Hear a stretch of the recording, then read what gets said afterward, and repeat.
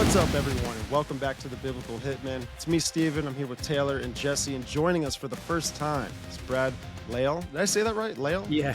Okay. Yeah. All right. And he's the host of the Awakened podcast, and we've collabed a little bit so far, and he has an interesting podcast, folks. Go check it out. And, everything on the table as far as, what goes on in reality and the supernaturalism behind all of it. But folks, if you want to support the show, please do hit that subscribe button, like the show, share it with your friends, get it out there.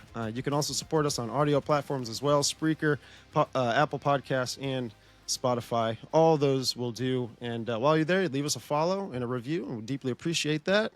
Honesty is key. And so, Brad, thank you for coming on to the show, man. I appreciate you guys having me. And by the way, for those who are listening, the reviews, the 5-star reviews, the comments and stuff like that, I don't think that people know really how much that means. It actually is the currency that we kind of deal with in the audio, especially on the audio side of podcasting. It helps us get our content in front of more viewers. And it also helps us to book bigger guests. So when they come to your show and they see 5-star reviews and things like that, they're like, oh, well, let me go check these guys out. And so that really matters a lot. So please take a moment to give these guys a 5-star review. It's a lot of work. Let's go. If you listen and hop on over to the Awaken podcast as well and hit the follow button and give my show a 5-star review as well. It really helps out a lot, more than you guys could possibly imagine. So that's the best way to support our shows. If you don't want to help financially or anything like that, just give a thumbs up and give a 5-star review. Well, now you say that, I'm going to go over there and do that for you right now. There we go. Appreciate it, dude. Taylor, you as well. We're not moving on until you do it, Taylor. And prove it, too. Right now. Oh, man. But yeah, man, my last name is Lail. Yeah, it's hard to, I had a tough time pronouncing yours a little bit earlier. Not really that hard, but it was just, I fumbled with it a little bit. And, but mine is, I told my wife before we got married, I'm like, good luck. Because when you're on the phone and you're trying to phonetically talk, tell people your last name, you will get all kind of crazy stuff. And she didn't really believe me until she started working. Once she got married and then went to work, she started answering the phone and stuff. And people were butchering it. She's like, what in the hell is going on? It's just a simple 4-letter word. But I've heard everything under the sun, man, from Leo to Lamb to Lyle. I've heard it all. Oh, my Lamb. goodness. Oh, no. Those are all, we talk about all of that, actually. It's interesting. Yeah. But brother, so you have an awesome podcast, man. Just shoot a plug for them real quick and just tell us a little bit about yourself and your show. Yeah, I have a show called The Awakened Podcast, and it's about awakening to truth. And it's sort of my own personal journey, to be honest with you. That's what I'm kind of learning, is that I like hearing from people, and I like hearing their stories of how they woke up and what was their introduction into this world of the weird that we're involved in, where we're fighting spiritual battles. It really does feel like, you guys are biblical hitmen, and we just came from the Nephilim Death Squad. It feels like we are sort of like battling these evil forces, right? And I think that's what with my show, that's what I try to do, is I try to put out a positive frequency to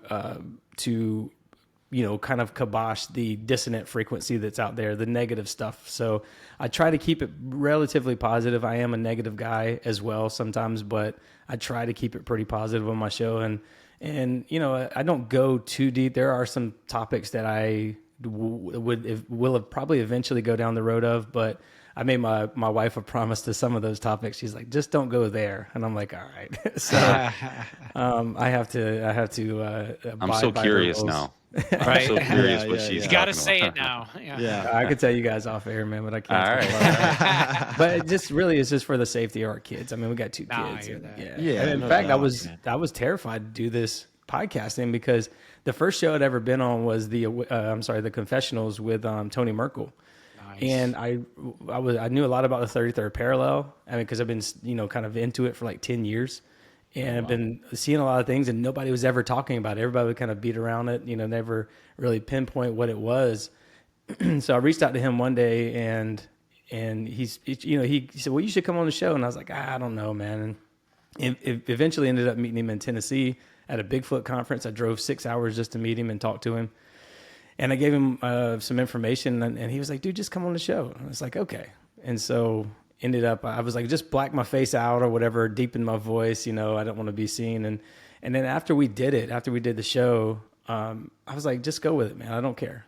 I just, for whatever reason, it just felt like God was telling me just to go with it. And Tony was encouraging as well. And I even got a weird, bizarre phone call from the actor John Voight that kind of pushed me in that direction. So I know that kind of made you guys look like whenever a dog hears the word squirrel, it's like, you're like, what? Yeah. What does that mean? So That's wild.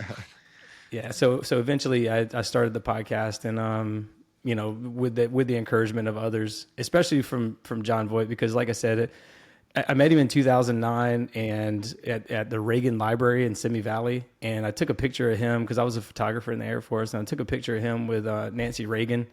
And it was, it was just before she died. And he asked if I could send it to her, send it to him. And so I did. And that was, 2009. And we kind of emailed back and forth a little bit back then. And I was cleaning out my emails one day last year, 2004, early 2024. And, I saw his email and I was like, oh, well, let me just say hi. And so I said hi to him and out of the blue, he called me and cause I guess my number was at the bottom of the email and we talked for like 45 minutes, man. And it was just the best conversation about life and all kind of stuff. And he told me about a moment where he was depressed and he heard God's voice and it really like changed his whole life. This was in the 60s. He said he wasn't a good dad. He's told this story on Tucker Carlson as well. I told him, I was like, hey, you could be the first guest of my show. And he's like, okay, well, just let me know. And I've reached out to him, but I haven't heard back from him since. So, Wow, dude. That's an incredible story, bro. Isn't that Angelina Jolie's father? Yes, it is. Yeah. Wow. Dude. That's a big crazy. hitter right there. Yeah. And that's he was in he was the dad of what's that one Treasure, National Treasure. Yeah. Oh my gosh, Yeah, that dude. movie. He's the OG. Well, he's from, Deliverance and all kind of old movies, man. So, Yeah. but yeah, he was saying how he was depressed and he just was a struggling actor and stuff. And he was laying on the floor of his apartment complex and he just yelled, of his apartment. Then he would just yell to the top of his lungs. He said, why is this so hard? And then he heard a voice loud and clear in his ear and it said, it's supposed to be hard. And then he just shot up like, what in the world was that? Whoa. And, he looked around the room. He said he wasn't high, wasn't drunk or anything like that. And it was like a profound moment. He said he stayed up all night. And then the next morning he woke up and he said, okay, I'm listening, what's the next sign for me? And he heard a song. I can't remember the song. It's been over a year now since I told the story, but something about something in Paris. I can't remember the song, but it was about take one step at a time to heaven. And he kind of took that as a personal message because it was his favorite movie and his favorite song and all kind of stuff. And it was like a synchronicity. And long story short, he went and kind of had this spiritual quest after that. And now he's found God and he's found a lot of peace and all that stuff from that moment. So it was a pretty powerful story. And I was like, I was running around the house with a notepad and I was writing sticky notes to my wife. Like, I'm on the phone with John Voight and he's telling me the most amazing story. And it was just really cool, man. It just felt like I was talking to a friend, like somebody I had known forever, even though we didn't really know each other that well. But he was just asking me about family and all kind of stuff. And we share some similarities with kids in our family. So in terms of names and stuff like that. So we had a great conversation about that as well. But yeah, so that inspired me to push forward with the podcast. And I'm glad I did, man, because I get to meet guys like you. The second show I ever did was Tinfoil Hat, which was really cool. Wow. And then 2 days later, Bohemian Grove #1 took place, and Sam was going to be there. And Sam was like, well, won't you go down to Bro Grove? And I was like, cool, yeah. It was like a 6-hour drive. I was like, okay, let's do it. And since then, man, the doors have been wide open, and it's been awesome. I just keep going with the flow of life, and every turn, it's something new and exciting and interesting. And I rarely say no to any opportunity. And I just, whatever comes my way, I just go with it, man. And that's, to me, that's being used as a vessel for God's will. And if I can talk about love and light and spread good messages versus the negativity that's out there, then that's what I'm going to do. So sorry for No, right introduction, on, dude. And shout out to Nephilim Death Squad, Raven and Top. They hosted an awesome event. Shane Cashman, so many other big people there. Owen Benjamin, Sam Tripoli. It was a fun event, man, and things like that I really enjoy because we all actually get to meet each other. We all actually get together, um, and it opens up a lot of doorways for collaboration and stuff. And with our shows, we get on guests, right? But it's awesome when we get on like other podcasters because they're on a journey as well and they know a little about a lot, and it just spikes the conversation. The conversations get real deep, between us content creators and people trying to get the information out there and new information, and it seems to be nowadays in our reality there's just stuff popping off left and right. There's things to talk about, and I wanted to kind of hear a little bit of like your personal experiences growing up with the supernatural. Something had to have happened in your life as well to kind of open you up to, whoa, you know something extra out there, right? And Well, we talked a little bit too at the Bro Grove, that you've this 33rd parallel seems to be that you kind of grew up in an area that runs along there, right? And even your mom has had some experiences. So if you just wouldn't just unfold all that kind of for us. yeah. Well, I haven't had a lot of paranormal type experiences in my life, but I have had a lot of supernatural type of experiences, right? Synchronicities, a whole bunch of different things. And I never really understood what that was until up until a couple of weeks ago. I really was trying to figure it all out. And then I realized, oh, that's, because I would always tell people, I don't know if that's God or angels talking to me or whatever, but I'd get these constant signs, where I'd be riding down the road. I'm a big rock fan, so I listen to like Chevelle and Tool and all. We talked about it earlier, Stephen, and I was listening to Chevelle, man. And as I was listening to the song, it literally felt like the world around me became alive because I was like really I don't know how to describe it, but I was into the song. I was letting it flow kind of through me almost. And as I was looking up, and there were billboards just coming to life as if it was playing the song, the lyrics of the song on every billboard I saw. I knew I was heading to Myrtle Beach at the time because I'm from South Carolina. I'm not far away, but so I keep getting synchronicities and signs and things like that are inexplicable. Coincidences that you hear a word and you happen to read the word at the same time somewhere else. Maybe I'm listening to the radio and I hear a word and then I'm reading something at the same time. I see that same word. A lot of that kind of stuff, man. And as I started getting those messages, I kept, I'm like, oh, I don't really know what they are. Maybe they're guardian angels. And now I know it's the Holy Spirit talking to me. It's the Holy Spirit guiding me to that next whatever I have to do. Dude, that's sort of a, it's like a mystical type of thing. I wouldn't say I'm like a mystic Christian or anything like that, but when you do open yourself up to the world around you and you have a immense amount of gratitude to everything that's going on in the world where you're at. I grew up in a trailer park and now live in this big, beautiful house on 4 acres of land. And again, that's not boasting or bragging. That is just literally me being incredibly grateful for where I'm at in life. And, when you do that, it's like God rewards you and shows you things and points you, and when you start kind of opening your mind to the idea that God is all around us, literally through the energy and the life and the sun and the world around you, things change. I mean, I had this incident where I was in between my yard and neighbor's yard and an acre separates us.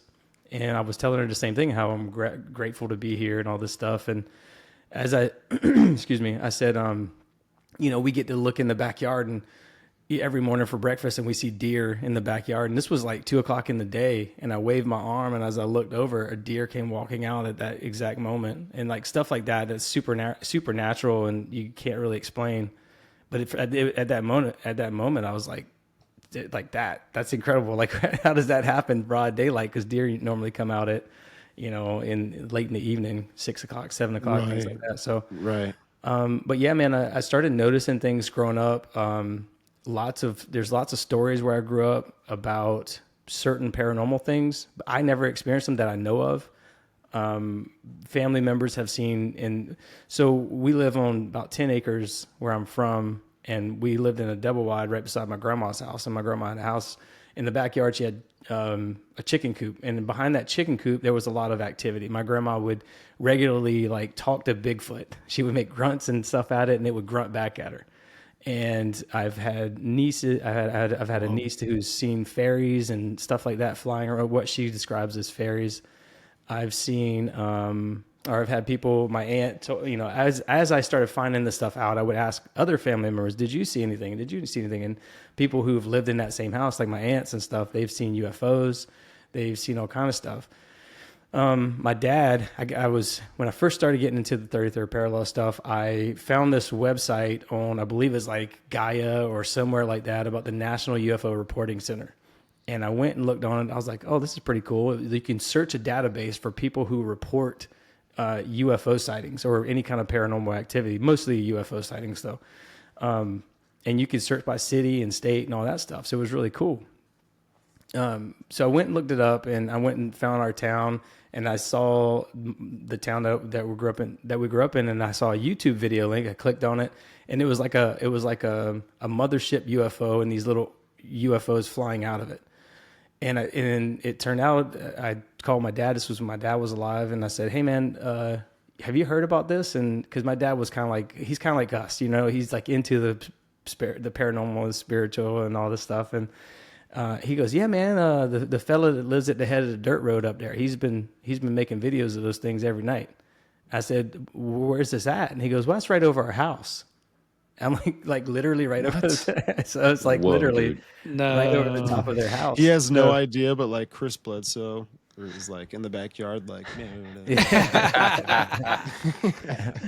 So, so I was like, what now? He goes, "Yeah, man, I see shit like that every night." Because my dad would drink beer sitting on the tailgate of the truck, literally every night, just kind of hanging out until 12 o'clock at night, just looking and listening and stuff. And he saw all kind of crazy stuff. We've had encounters with ghosts and stuff as a kid. Me and my brothers. My dad would tell us stories because he sat out there all the time. He goes, "Oh, I hear ghosts and all kind of stuff." And so we used to sit out there as kids at night, and we would see like little shadows, little apparitions and stuff like that. One night was really kind of crazy because we heard this ghost horse come running out of nowhere, and it stopped right in front of us. And that was probably the freakiest thing because it was like right there at us. It was freaky, And my dad said, he laughed because he said, "I hear this thing all the time." He said, "I know it's crazy, but now you guys believe me." So those are just like little minor things, man. But again, as I started asking family members, it became more and more stories. My brother, who lives on the 33rd parallel as well, in the middle of the national forest, he lives on a 33.33333 parallel. Yeah, that's a portal area for sure. Dude, he has like a portal in his house. Now his daughter has had experiences where she used to have this, imaginary friend. That's what they thought, but she was like, no, she described her as like a dead girl, pretty much. Oh no. And but my brother's had stuff. When he's in the shower, people or something jerking the curtains open on him, and my sister-in-law has seen her grandma a couple times in their house hanging out with him and all kind of stuff. And his neighbor actually saw what's called a puck wedgie. I don't know if you guys have ever heard. I've heard that. Yeah. That's crazy. All right. So I haven't. So please, someone. It's like little trolls. It's like little tiny, like 3-foot Bigfoots, basically. They're almost like duendes or something. Yeah, I think that's probably a good word for them. Or this is where trolls and leprechauns and they all look about the same. This is what a puck wedgie is. Yeah, a little hairy guy, right? Yeah, but they're usually in Massachusetts, and so to have one in the swamps in South Carolina is kind of odd. But it's been reported the Bridgewater Triangle documentary talks a lot about puck wedgies and. Yeah, as a matter of fact, that's what brought it up. I watched the Bridgewater Triangle, and they had a drawing, and I sent a screenshot of that to my brother, and I was like, "Check this out. It's called a puck wedgie." He goes, "Oh yeah, my neighbor just saw something like that yesterday, and he just told me about it." I was like, "No way!" No, oh my goodness. So, but that's not even the weird stuff, man. As a kid growing up, we used to have fighter jets and stuff come in, fly over our house all the time because Charleston Air Force Base wasn't far away. And the guy who was filming the UFOs would say that the fighter jets would chase off the UFOs every time they would come in. It was just like every night. And this guy had night vision goggles, and he would sit up there and record these UFOs every night over my mom and dad's house. But so fighter jets would chase these things off. My mom and dad was in the yard one day, and they had like an unmarked helicopter hover over their yard. My dad's a retired deputy sheriff, and so he has close connections with the sheriff of our county. And so he called and was like, hey, this unmarked helicopter was just hovering over a yard. And the guy was like, we don't know, man. There's nothing going on that we know of, And Oh my goodness. so it would be regular things like that. But the most recent thing, I got a video of it. My mom called me one night. This was right after I went on the confessionals and right when I first started my podcasting. My dad had just died and everything. So my mom was kind of in this bad space of like, being sad and things like that. And I think that you can see these things when you're sad, when you're in a lower vibrational state. I think you can see these things a little bit more clearly. And she called me. It was 1:30 in the morning. She goes, hey, look at this. And she turned her, she was on FaceTime and she turned her camera around and there was a light just hovering over that same spot where the chicken coop is. And I sat there with her and you could see me on the video. I'm like, go inside. I don't want you to get abducted. She's like, it's just a big silver thing just hovering over this. She's like, maybe it's a radio tower. I'm like, dude, that's a UFO. Yeah. But it was, on my camera, it was really small. It was like, it was a little light. That's all I could see. But she said it was like huge and silver and shiny and all this stuff. And she's like, this is so bizarre. But she's reluctant. She doesn't want me to really even tell those kind of stories, right? Because she's starting to believe more because of the next thing she saw in that same spot. She was standing in between yards with a woman who her husband had just died. She was my mom's neighbor. And so they are both widows now. And they were standing there talking, kind of consoling each other and stuff. And it was dusk. And they both looked over and like grabbed each other at the same time. Like, what the hell is that?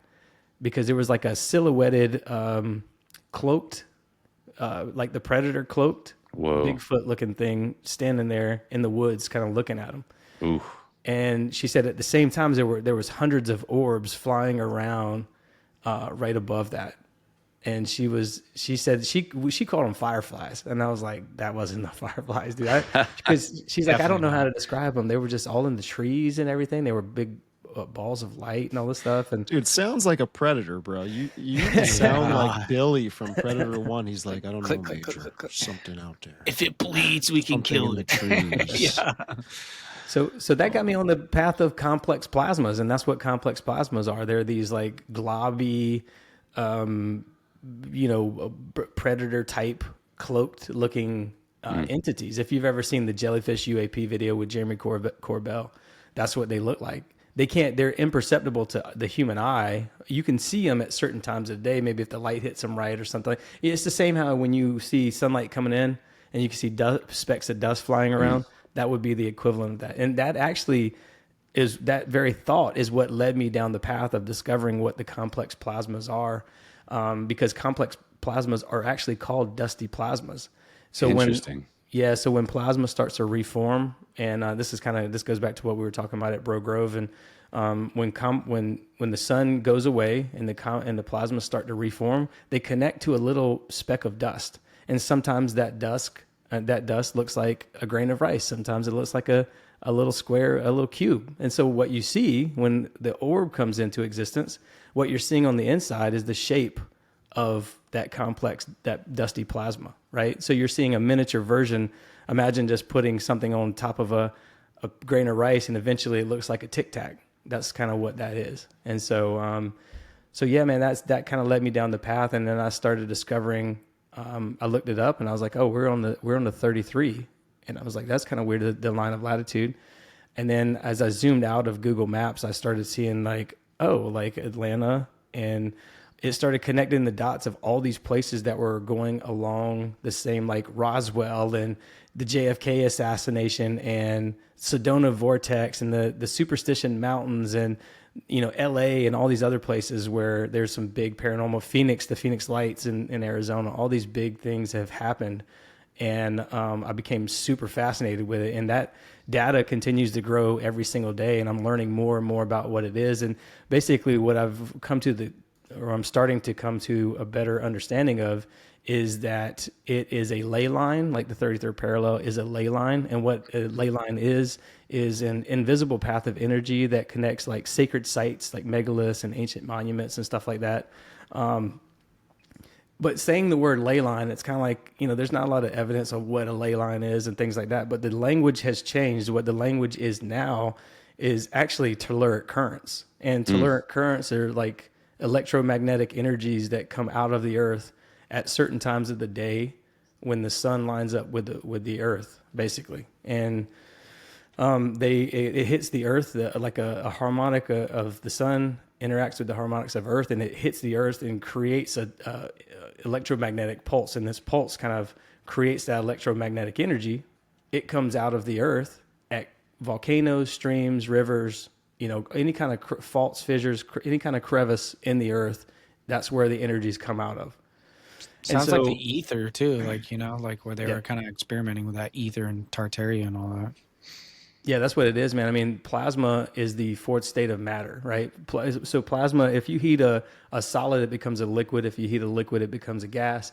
If you heat a gas, it becomes plasma. And what that means is just the electron is stripped from any kind of physical thing, so it disperses it and it creates this soup, this soup of ions, essentially, of positive ions and free electrons. And so you have this existence of matter that's not formed. It's not really measurable or anything like that. That specifically happens when the sun comes out. And again, that's, in my opinion, when God's light is a good representation of the sun, like it's energy, it's life, right? So when the sun is out, it kind of disperses these things back into their plasma existence. And plasma used to be called ether for thousands of years. Exactly. Aristotle called it the fifth element. And that was the talk of metaphysics is what physics was for 3,000 years. It's only in the last 125 years, since the early 1900s, that we've stopped using the word ether. Okay, so there's tons of books and stuff on all of this, what atoms actually look like and all this other stuff that involved ether versus quantum this and, plasma that. So the General Education Board with the Rockefellers came in, they got rid of all talk of ether. And then Einstein was put in place or 2 years later. And then in 1928, they changed the word ether to basically plasma. And again, ether is the fifth element. So we're not taught about the fifth element, and we're not taught about the fourth state of matter in schools. And I think those are two big keys to us understanding who we are, why we're here, what these things are, and all that stuff. And I mentioned on the show with Cult of Conspiracy that night at Bro Grove that we are matter, we are material. We at the core of every atom, there's quarks, and those quarks vibrate. Those vibrations create a frequency. That frequency creates energy, and that energy creates matter. So we are matter, we are material, and these things are ethereal. So they're in the upside down, like Stranger Things, right? If we're material, they're ethereal. They are the antimatter. So again, we are matter, they are antimatter. And if you have that basic understanding of what these things are, it will open a lot of doors for people who really care about finding out what these things are, where they're coming from, and all this other stuff. So again, I think that in the ether, the spiritual, exists the 99.965% of spirituality, right? We live in God's light. And if you look at the electromagnetic spectrum, we're in the 0.0035% of visible light on the on the spectrum. That means that we're the aliens. Everything else around us is spiritual, and that's normal to them. We're the paranormal ones because we exist in such a tiny fraction of visible light. And where does that light come from? That light comes from God's light, from the sun shining through the firmament. The firmament is the ionosphere, which is plasma, and it's a prism. And when you shine a white light through a prism, it refracts into the colors, and that refracts into us, what we are. We're humans, H-U-E, color beings, hue, and manifestation. We can manifest. So we're man. We can manifest. We're color beings, light beings that can manifest. And so when you start to look at paranormal from that point of view, everything else becomes pretty clear. It's like, oh, they existed. They're in the ether. The Garden of Eden was in the ether as well. And so when you start looking at the talk of the Watchers and stuff, where are they? How can they see us? Well, the Watchers come from that state of existence, that plasma. So during the day, they're watching us. They're all around us. We're swimming in this state of plasma. And how we're contained, that firmament that I was talking about, that ionosphere, it's kind of like zipped up with electromagnetic energy. So electromagnetic energy is the zipper for our reality. So it's a zipper. It contains us in this state of plasma, and this plasma is all around us. And at certain times of day, when those telluric currents come out of like volcanoes and stuff, they spin around the earth. They get to a place like Stonehenge where these blue stones are, and it just circles. That electromagnetic energy just circles. And what happens there, it creates a little slip in that zipper, a little tiny slip in the electromagnetic spectrum, the electrical field and the magnetic field. That little slip is when these things come into our existence through plasma. And again, that's what I call that's why I call it plasma portals, is because sorry if I'm losing you guys, by the way. I know I'm talking a lot. No, you're good. This is great, Breaking man. it down. I my have a mind. notepad, brother, so we're good. I mean, I got a lot of circle back around here. I wanted to ask you too, like, with being on the 33 like ley line or Tarrant currents, do you have any like Freemason activity over there? Because I know that 33 number is kind of like ringing a bell for me too. Well, Charleston, South Carolina. It sits on top of a fault line. And what did I just tell you guys about telluric currents? Where do they come out of? Faults, fissures, volcanoes, extinct volcanoes, things like that. Charleston is situated on one of the biggest faults in North America. And our house where I grew up is one of those fault lines. It's literally right on top of one of those fault lines. So there's obviously a lot of electromagnetic energy and higher than normal magnetism, I guess you could say. So there's a lot of weird things that happen. And yeah, I noticed a lot of Freemasons have like these, they know about these like spots on the earth. Yeah. And generally they like to put like, that little kind of like building of the phallic symbol. Even Washington, D.C., that they're on the ley line as well. And they have that phallic symbol as well. And I feel like they're doing something with that energy, like nefarious. What's your thoughts on that? Yeah, I've talked about that on a couple shows before. Like, I think that they're harnessing the etheric energy, that plasma type of energy, to amplify their message. Because again, man, you're talking about powerful electromagnetism. If we go back and look at like ancient sites, when they built these sites, when our ancestors were building these sites, they thought that they could communicate with the dead, and they were communicating with the dead. They were communicating with disembodied entities.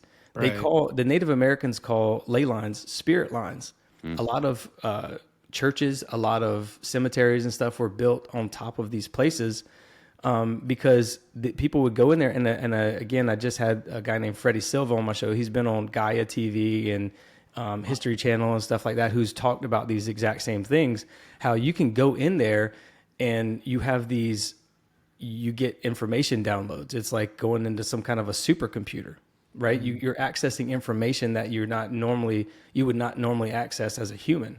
Some people can't handle it. Some people will die from too much of exposures to some of these spots. And by the way, that heavier than normal electromagnetism, it doesn't happen all day, every day. It only happens at certain times of the day, like I mentioned, at dusk and different, 3:33 in the morning, place in times like that. So, so the energy that's coming from there is this form of intelligence, again, because the complex plasmas are super intelligent beings. They're highly intelligent. There's these two giant clouds called the Kordylewski clouds that hover over Earth, and scientists are studying these things, and they're basically like these. They're like, oh, these things are alive. Whatever they're smart and they're alive, and that's what we're dealing with. We're dealing with extremely intelligent things that have been around for many cycles, thousands and millions of years probably, and they've seen it all before. And so they have access to information. And I think that there are people who are in governments and stuff that are working with these things to gain more knowledge from them, medicine, science, technology, and stuff like that. In exchange, as a quid pro quo, they exchange like human sacrifice and things like, baby blood and all this other stuff. I think that really is going on, and it's been happening since 1947. But Loosh, brother, loosh. Yep, the loose, Yeah. nothing new under the sun, man. They've been doing Right. that since way back when. Yeah, and that becomes evident. So my point is that these are hotspots of energy, and you can both harness the energy for intelligence reasons, and you can also you can at certain times of the day you can put out a message that amplifies your message, right? So like these telluric currents can help. I'll give you an example. I know I'm kind of spitting a bunch of nonsense out right now, but if you look at, like, I think it's Jackson, Mississippi, the Capitol building of Jackson, Mississippi is built right directly on top of a volcano, of an active volcano. Oh, wow. Yeah, that's underground. So they're literally, when they write law, if they write it at a certain time of day, it's going to amplify that spell that they're casting out. What? Right? Yeah, I believe Makes sense. Right. So, Makes sense. and plus, if you're writing law on top of this thing, then you're getting like downloads of information about different things. But again, this information is coming from the watchers. It's coming from the fallen entities that exist all around us. It's not coming from God. It's not coming from, like, I think that we can talk to God uniquely through, when we close our eyes and we bow our heads, we're looking inward to talk to God, right? We have this personal relationship to God. And, I know that's a big debate in theology of Catholicism versus, Protestantism and stuff like that. But denominations don't matter, man. It's all man-made. Yeah. Well, it's, there's 55,000 different types of Christianity. Which one is right? And Relationship with God. is like relationship with God and Jesus is the only thing that matters. Anything else is just I don't care how you do this rite or ritual or whatever. Right. Like, you blow smoke around and say 7 Hail Marys to a statue or whatever you got to do, dude. Seems pretty witchcraft Yeah. to me. Yeah. So, yeah, man, I guess like, and to answer your earlier question too, the 33rd Scottish Rite Freemasonry is located in Charleston. The headquarters for the 33rd is located in Charleston. So yeah, there's a lot of information I'm throwing out there, but it's no coincidence that Hollywood, LA, is built on the 33rd parallel. And there's no question. The new Hollywood, for those who don't know, is Atlanta, Georgia. Everything moved to Georgia. Yeah, I heard everything's filmed in Georgia now. And so, by the way, there's a legitimate. The 33rd parallel is not just a made up thing. There's a legitimate telluric current called the Peterson currents. There's Peterson currents, and one of them is telluric current energy that spins right along that line. So, I'm not just making things up when I say the 33rd parallel. It just so happens to be one of the warmest regions of Earth, if you think about it. Like it's where a lot of, Dallas, Texas, and Roswell, and LA, and Phoenix, and places like that. It's all warm in these. South Carolina, it's all warm in this region. And you go on over to the Middle East, and you got everywhere in the Middle East. You got Kabul, Afghanistan, Iraq, Damascus, Syria, all these places. It's all a warm region. So again, that goes back to what I was saying about when the sun comes out and when the sun goes away, this telluric current is kind of spinning around when the sun interacts with the earth at certain times of day. So yeah, so it's a real thing. That's wild, man. It's fascinating. Wild. So you said that that building was built on top of a sub-level volcano, right? So below the ground. Yep. And there's something that's so interesting, man, with rituals that were done in the past compared to what they're like today.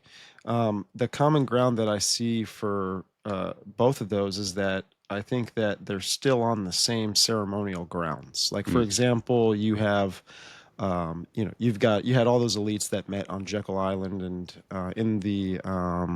in the Rockefeller home that was there. It was built that's where they actually signed for the Federal Reserve Act and all this kind of stuff in like 1913, I think it was. But in Jekyll Island, that Rockefeller home was built on top of ancient sacrificial temple.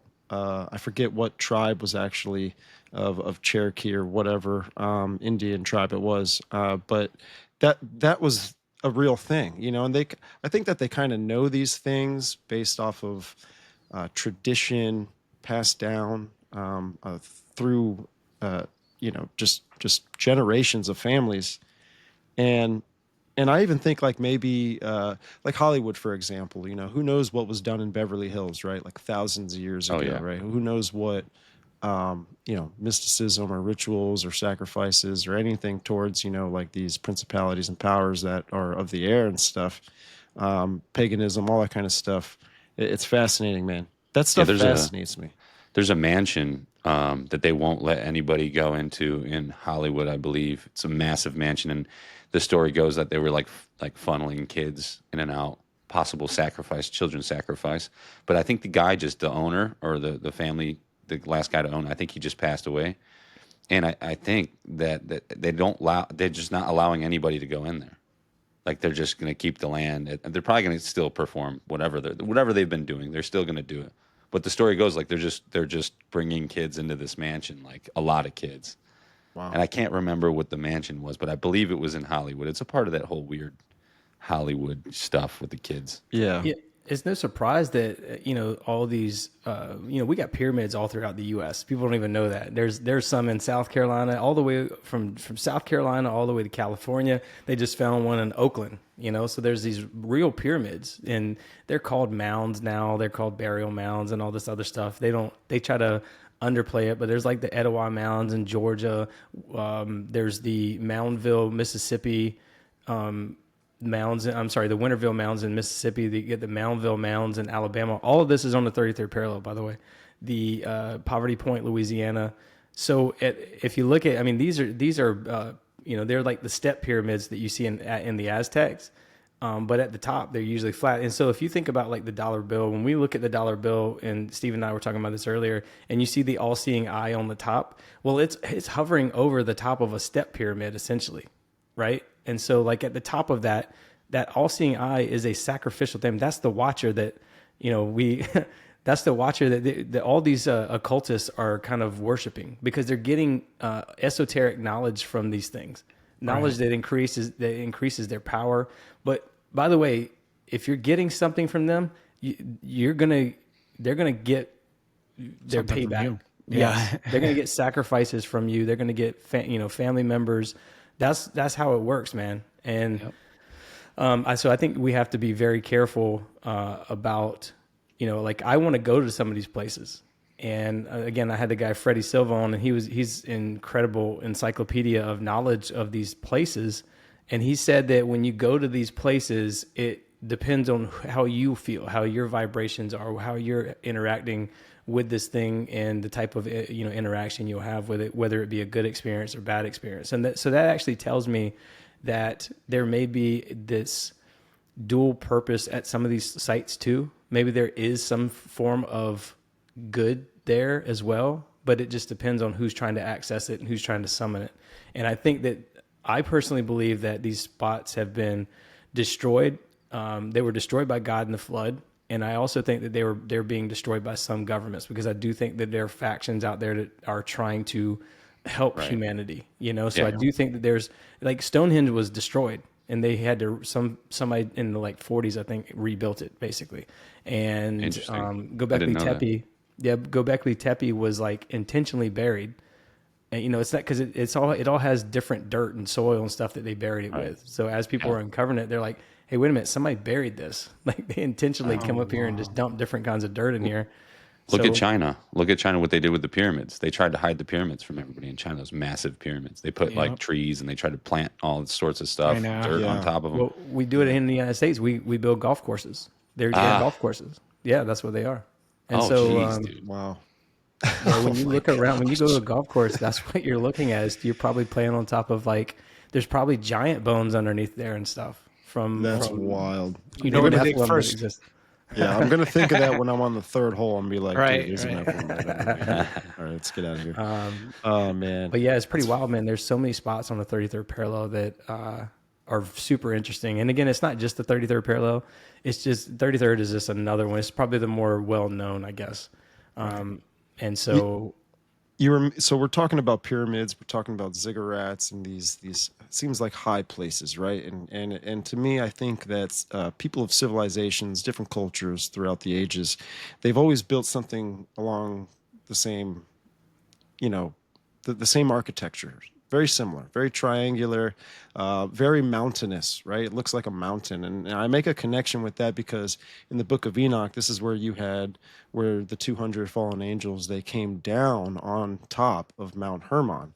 And, with that concept there, I think that there's a lot of belief, especially with Freemasonry and all this kind of stuff, right? Freemasonry, you have the stairway that goes up to heaven. The Kabbalah, you have you got the tree of life that goes up and kind of just goes up to a top. There's always like this.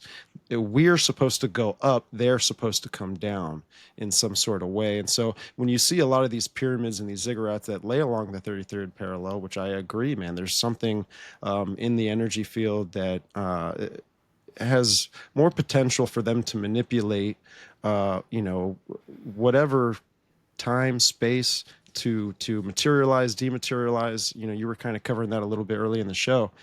But I think that that's a connection there. And I think that that's something that shows a lot of similarities, looks like the same language throughout history. And I mean, I tend to kind of look at the Book of Enoch and believe that it's credible. And, wanted to get your kind of thoughts on that with these pyramids. What do you think was kind of used? What were these pyramids used for? Well, just like I said, pyramids and dolmens and stone circles and standing stones and all these different megalithic structures were used as markers, and they were also used because, like, bluestones, for example, help they don't conduct electricity. They just help kind of trap it into one little area, and it creates imagine just a little leaf tornado that spins up in your yard. And then it goes over and it interacts with this stone circle. It's probably just going to spin in that one little area, right? So that's what the telluric currents will do when they come out of the earth. They kind of spin along the earth, or they're kind of everywhere. They're just kind of flowing, right? These things, I think that our ancient ancestors helped build these places. They helped these demons, these fallen angels, these fallen entities build these places. So they were tricked. So like they would come up to you and say, Stephen, man, your mom used to make you the homemade blueberry pie every Friday after school, and you loved it, and it was your favorite, and you go, holy shit, this is mom. I know this is mom. And then all you got to do, you can interact with us every day. All you got to do is build this stone circle, and they build it, and that's what these places are. They're just harnessing the power of, and that's what the pyramids are. That's what all these pyramids are. They're just kind of these markers, and they're all over the place too. Like I said, it's just that now we've built over them, and we've kind of we've built buildings like skyscrapers and stuff like that kind of disperse that energy, so it can't conduct the same kind of electrical, or it can't really conduct it can't really have a magnetic or electromagnetic flow the same way. So I think that governments have been purposely destroying these things, maybe for our own good, but I also think that there are people who are working with these things. It's no coincidence that all of the military bases are very close to high strangeness. In fact, one of the most famous ones, Roswell, New Mexico, is the base that right there in Roswell is the 509th Bombardment Group, which is the bombardment group that was bombing Hiroshima and Nagasaki. They were also doing the test at the White Sands Proving Grounds for the Trinity, the three different nuclear bombs that they dropped at the Trinity site test. And so all of these nuclear bombs have been dropped on the 33rd parallel or on a ley line because of that harmonic of the earth and the harmonic of the sun. When it lines up and you drop a bomb at that right time, it goes kaboom. It goes bigger kaboom, right? Normally a bomb would drop right here in this town I live in. A nuclear bomb accidentally fell and it made a kaboom, but it was dropped at the wrong time. So it didn't go kaboom, bigger kaboom, right? So Interesting. I hope I'm I've saying thought, that right. like, I've also heard too, like when they drop those big bombs, I heard it opened up portals as well. Like, I know it sounds kind of weird, but it kind of makes sense now if they're dropping it on these ley line lines that they could possibly be opening demonic portals as well as like killing thousands of people. Yeah, if you look at the Behringer crater, which is all of these craters that are on Earth, these big giant craters. The Behringer craters in Arizona, it's one of the biggest ones. All of them are perfectly circle. They're Yeah. perfectly circled. If something was coming in from outer space, it would hit at an angle, right? And it would- Exactly. Yeah. So I theorize, and probably in a minority on this, but I theorize that they were intentionally blowing up the grid system for these things, because these things they travel on this like a subway. They travel on this grid system, and it connects to all these ancient sites are just nodes, like they're like hotspots, and you can just like a subway. They don't go. By the way, UFOs and stuff, when you watch them, and there was a guy named Bruce Cathy who wrote about this in a book called Harmonic 33. And he described, because he was a pilot in the 50s and he started seeing all these things. Well, he started marking them on maps whenever he would see them. And he got obsessed with it for 50 years. And he ended up making this grid. And he determined that these things they can't make certain turns. They can only make angles, right? They can only do certain angles. And they traverse this grid system. They use it as like a subway system. So I think personally, they're blowing up that grid system. And I think the aliens are coming back to try to, when you see them, they're always busy doing something. I think they're trying to repair that grid system. Interesting. Yeah. That's very interesting. It's funny what you say about like an asteroid or a comet, if it comes in and hits. There was one that Sam Tinfoil Hat had that guy on the show talking about Apophysis coming back and it's going to hit. And he's talking about how back in like May 13th in like 2019 that there was a ton of asteroids headed towards Earth and they didn't tell anybody, but one hit in like Nigeria or something. And I looked up pictures and videos of it, and it just like it hit and just it made a canal in the ground. It did not hit straight down and make like a kaboom, right? It just tore all these houses out and made this huge, like, deep crevice. You mean it wasn't like the movies show you, Jesse? Right, Yeah. I know. The movies have told us wrong the whole time. You've got to be kidding me. It's not like they're running it or nothing. It's funny, we talking about the nukes and stuff. I feel like they're just like big seismic wave readers. I don't even know if that's a real thing. Don't quote me. Again, I'm a podcaster. I could be wrong sometimes. But, when I go back I'm a big movie guy, so I see a lot of things, and it makes me recall a bunch of stuff. But in the movie King Kong, when they go to Skull Island, they're actually dropping bombs throughout Skull Island. Initially, this is what pisses off King Kong, and then he just kind of wrecks everybody. But they're dropping bombs, and they're actually reading the inner Earth, and they're reading what is underneath the, that bedrock, right? And so maybe they're looking for something towards like Middle Earth. I don't know. Hollow Earth, yeah. 100% how I feel on all that, but who knows exactly? I mean, what analytics and data they can actually get from, dropping a nuke, rather than it's destruction. So, or maybe they're trying to blow up the underground cities that these people are under. Like factions, and I heard factions in the government are fighting each other though, which would make sense. I believe there is some like good. Believe it or not, good government fighting the bad government, doing all this weird, child sacrifice stuff and all that. I believe they're fighting amongst each other, as well as fighting these cryptids and these other like demonic type beings that live underground as well. I don't know. Remember that fat guy that went he's dead now, but he like went down with the military and like they were building an underground military base, and he like got in a gunfight with the aliens and they blew off his Phil Schneider. There you go. My boy Phil Schneider, dude. I love it. Yeah. That makes sense, Taylor. I mean, maybe you're right.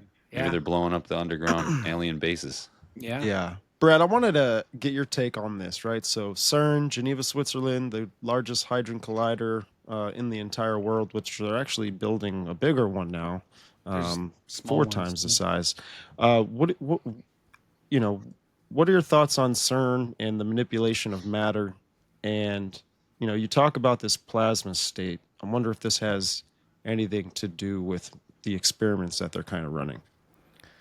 Well, I just wanted to comment on something Jesse said first, if you don't mind. He said he was talking about Apophis. Somebody brought it up. I can't remember. It might have been Jesse. Yeah, Apophis. Right? Yep. Yeah. Well, so that's an ancient serpent, right? And the Chinese call, and by the way, we're in the year of the dragon, according to the Chinese, which is a weird coincidence.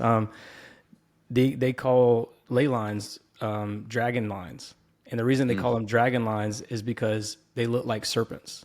The electrical and magnetic fields look like currents, like serpents, and that's why they're calling. So when you got sites like Chichen Itza that we, at certain equinoxes, you can see the serpent descending down. That's what that is. It's like electromagnetic energy that they're trying to convey. And that's so on all these pyramids and stuff all over the world, when we see what looks like water, it's not water, it's currents. It's like a current.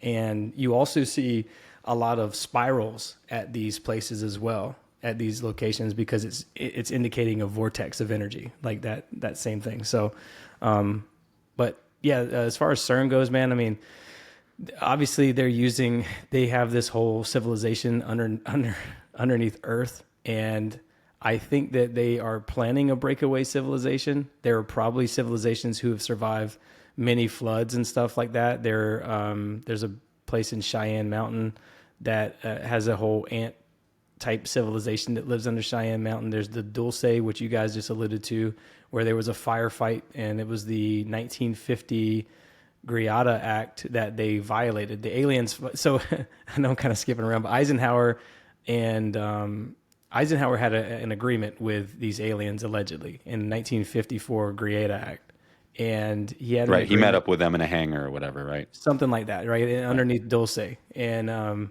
he told him like, yeah, we'll let you abduct X number of people in exchange for information for how to build technologies and stuff like that. But they violated that. The aliens violated. They just kept abducting people, a lot of people, and so that was what the big war that happened. It was like the War of '79 or something like in Dulce that they violated because they had they started, and they're still doing it. They're abducting people still and making these hybrids down below. And so I think that they are probably there. I think CERN, unfortunately, is probably trying to help bring these things into existence, and they're trying to find a way to, because they serve them. And if these things are promising like, power and money, which a lot of these people have, because Sam says it a lot on his show, by the way. I know we keep referencing the great Sam Tripoli, but he says it a lot on the show. He's like, they already have the money and the power. Like, what more could they want? Well, they want your soul. That's what it's all about. Like they're literally, that's what they want. And it's not the humans that want that. That's the disembodied entities. It's the fallen angels. It's the watchers. It's the egregores that we talk about. By the way, Gregory from the book of Enoch means the watchers, which is another word for egregore. So they are disembodied entities trying to find a vessel. And they can't live. They can't exist on this planet. They need, because it's God's light. Because that's why they have underground. That's why they live in underground bases. That's why they live underneath the water, is because they can't come up to the surface because God's light disperses them. Even the mention of Christ, it disperses them because Christ is the embodiment of light. So it's almost like War of the Worlds, man. When they came up in our environment, it like hurt them and killed them. You know what I'm saying? You remember that? Yeah. That was a wild. Oh yeah. The lightning came down, struck the ground, and then God's light's like. What they are spirit balls, and to come out during the day, the only way they can come out is they encase themselves in a metal casing, and that's why you see like silver orbs and things like that, right? Shiny metallic orb objects and spheres. Is because so Tucker Carlson was right. Dude, Jesse, you know what's funny, dude? So me and Jesse, we had a UFO experience together. This was in the Calico Basin, the west side, in the Red Rock Canyon area from Vegas. And when we saw what we saw, it was an orb, bright light that just appeared about 40, 50 meters above a mountaintop. It's funny, we were talking about mountains, mountaintops, the eye on the back of the dollar bill at the top, right? So it's funny, right? But that was wild, man. And when we were having the experience with this thing, it seemed like it was toying with us, playing with us. It seemed like it kind of could read us. Yes. On every level. Oh yeah. And when we kind of were in a way, being antagonistic, I guess. Definitely. It became solid because it was kind of blinking and flashing, but doing spirals and stuff. And it became solid. It rose, and then it started descending down the mountain to us. And it was like terrifying. Number one. Yeah, my son. I have an 8-year-old little boy, and he wasn't 8 at the time, but he started screaming. And we were only there for like 15, 20 minutes. We just got there. Yeah. We were like getting chairs out to sit down.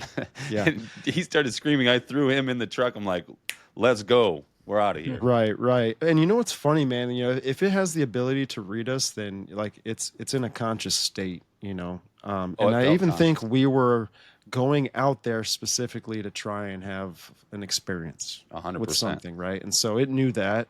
And you know, what kind of consciousness do you think these things hold? I think they're super intelligent because they've been, you know, in existence forever and they know a lot, you know. And I think that when they speak telepathically to us and when they, you know, wipe our memory and all that stuff, I think what's happening is we are vibrating. We all vibrate because we have atoms, you know, 7 octillion atoms in our body. So our bodies is just a big vibration, and we create, you know, our thoughts create vibrations in our brains, our brain waves. And when we write things down, when we speak words, when we literally say words, vortexes of energy come out of our mouth, and each vortex has a little toroid around it, and that little toroid is magnetic energy as well.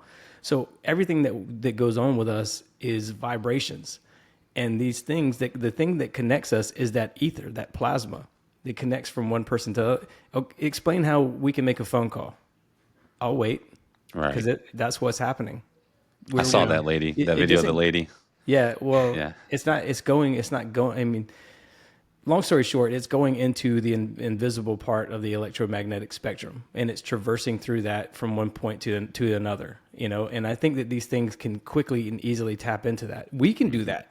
We have just been poisoned with frequency all around us to where we've forgotten how to do that. And I just had, like I said, Freddie Silva on, and Freddie was talking about the same thing too. He said that once you start tuning yourself back into that frequency, you can see telluric currents flowing around. You can see them coiling up around these hot spots like Stonehenge and Avebury and places like that. He's like, you can literally see it. You can see auras on people and stuff like that. But we've been so calcified, like our third eye kind of has been so calcified. Yeah, and food, the frequency, air, water. Yeah, I mean the 5G stuff all around us as well. That's constantly got us. Yeah, dude, we're constantly bombarded with electromagnetic energy. That, you know, think about it, dude.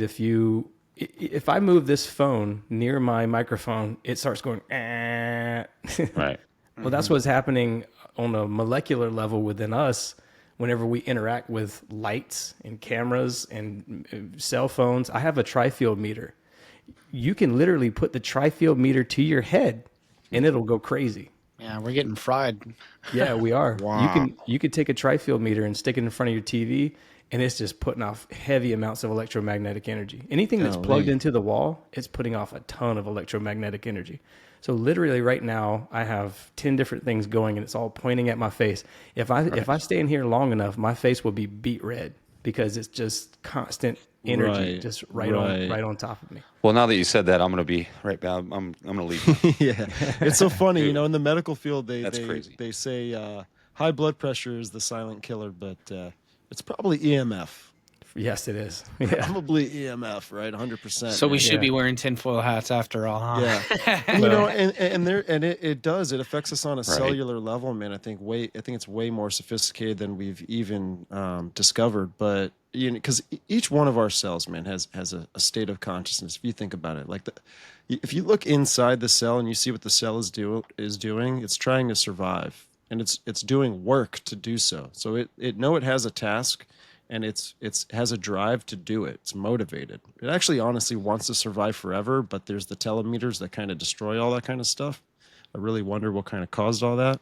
Probably the garden, but I mean, this stuff is wild, man. And with this 5G stuff moving into 6G, we're moving into Web 3.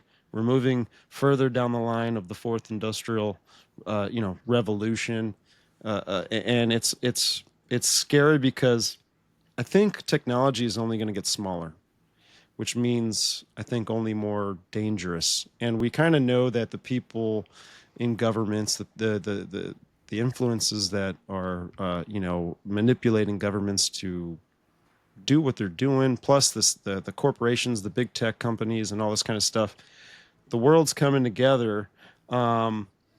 what do you think of like the quantum aspect of all of this? I know we kind of talked about it a little bit earlier today, but quantum being, smaller than the subatomic particle, maybe you can kind of get an idea of what you're looking at through an electron microscope, which is the best of what we have.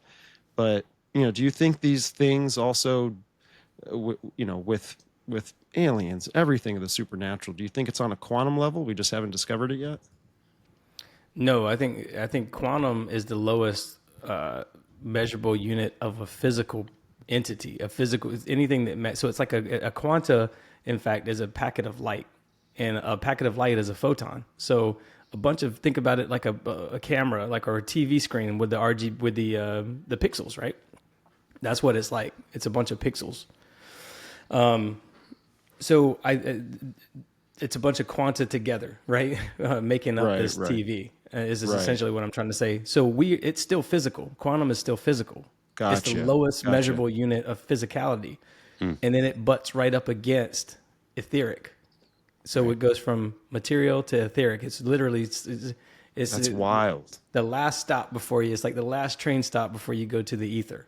And so that's the lowest form of vibration that these disembodied entities can attach themselves to. So anything nano, yes, they could probably theoretically attach themselves to it. But again, I think it has to be a state of vibration that is in a negative space. And that's why I talk a lot about positivity, because I think positivity, the more positive you are, the more love and light and gratitude and things like that, you literally shift towards like 528 hertz, for example, in the electromagnetic spectrum is the vibration of love. The vibration of fear is anything less than 18 hertz. Okay. So if you think of it like that, then a quanta would be like a 1 hertz, right? It's like 1 hertz. It's right before you get to the world that we can't see around us. And that world is it's the radio waves, the X-rays, the UV rays, the microwaves, all that stuff.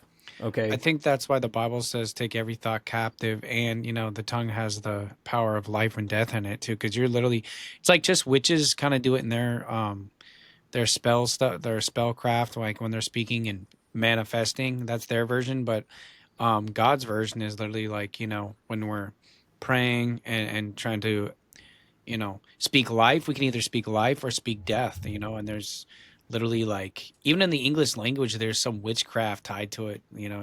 It goes deep, man. Like this stuff is on that type of level. I believe our mouths are like almost vortex, like you're saying, like we can either push out negative or positive for real.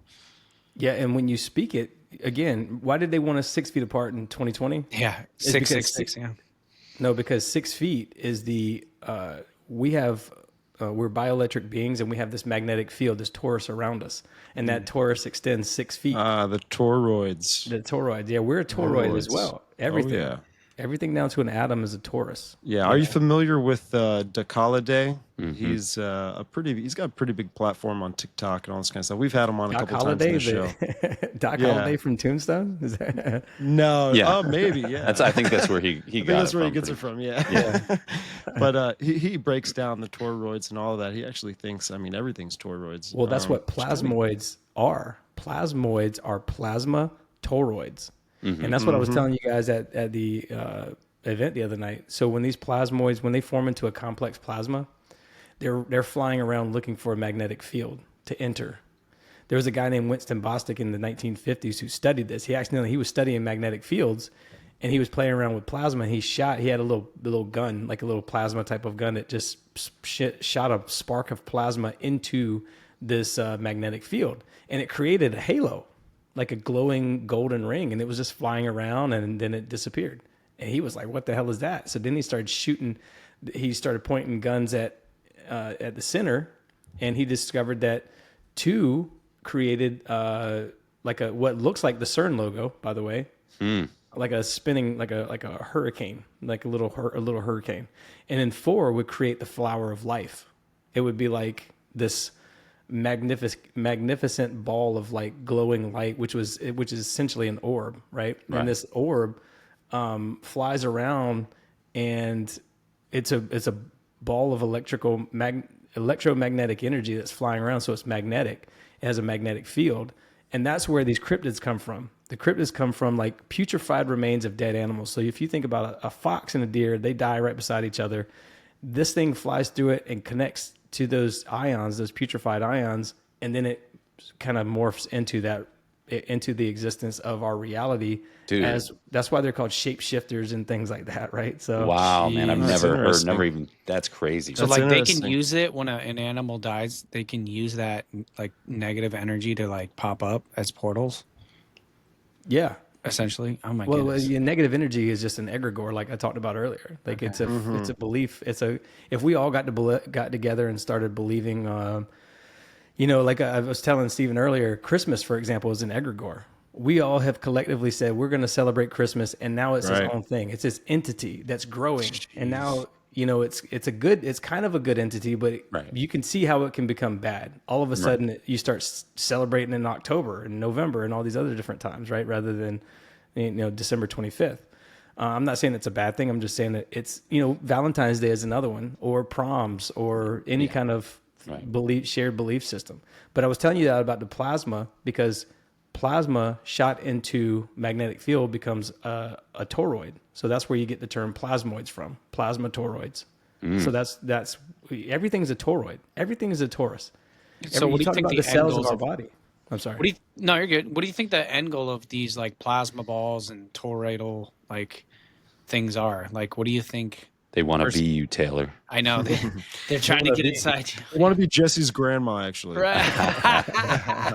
Oh my gosh. My grandmother's an alien. Go check out Bohemian Grove Live, the Cult of Conspiracy seg. I had a couple drinks in me. Don't Golly. judge too hard. Come on.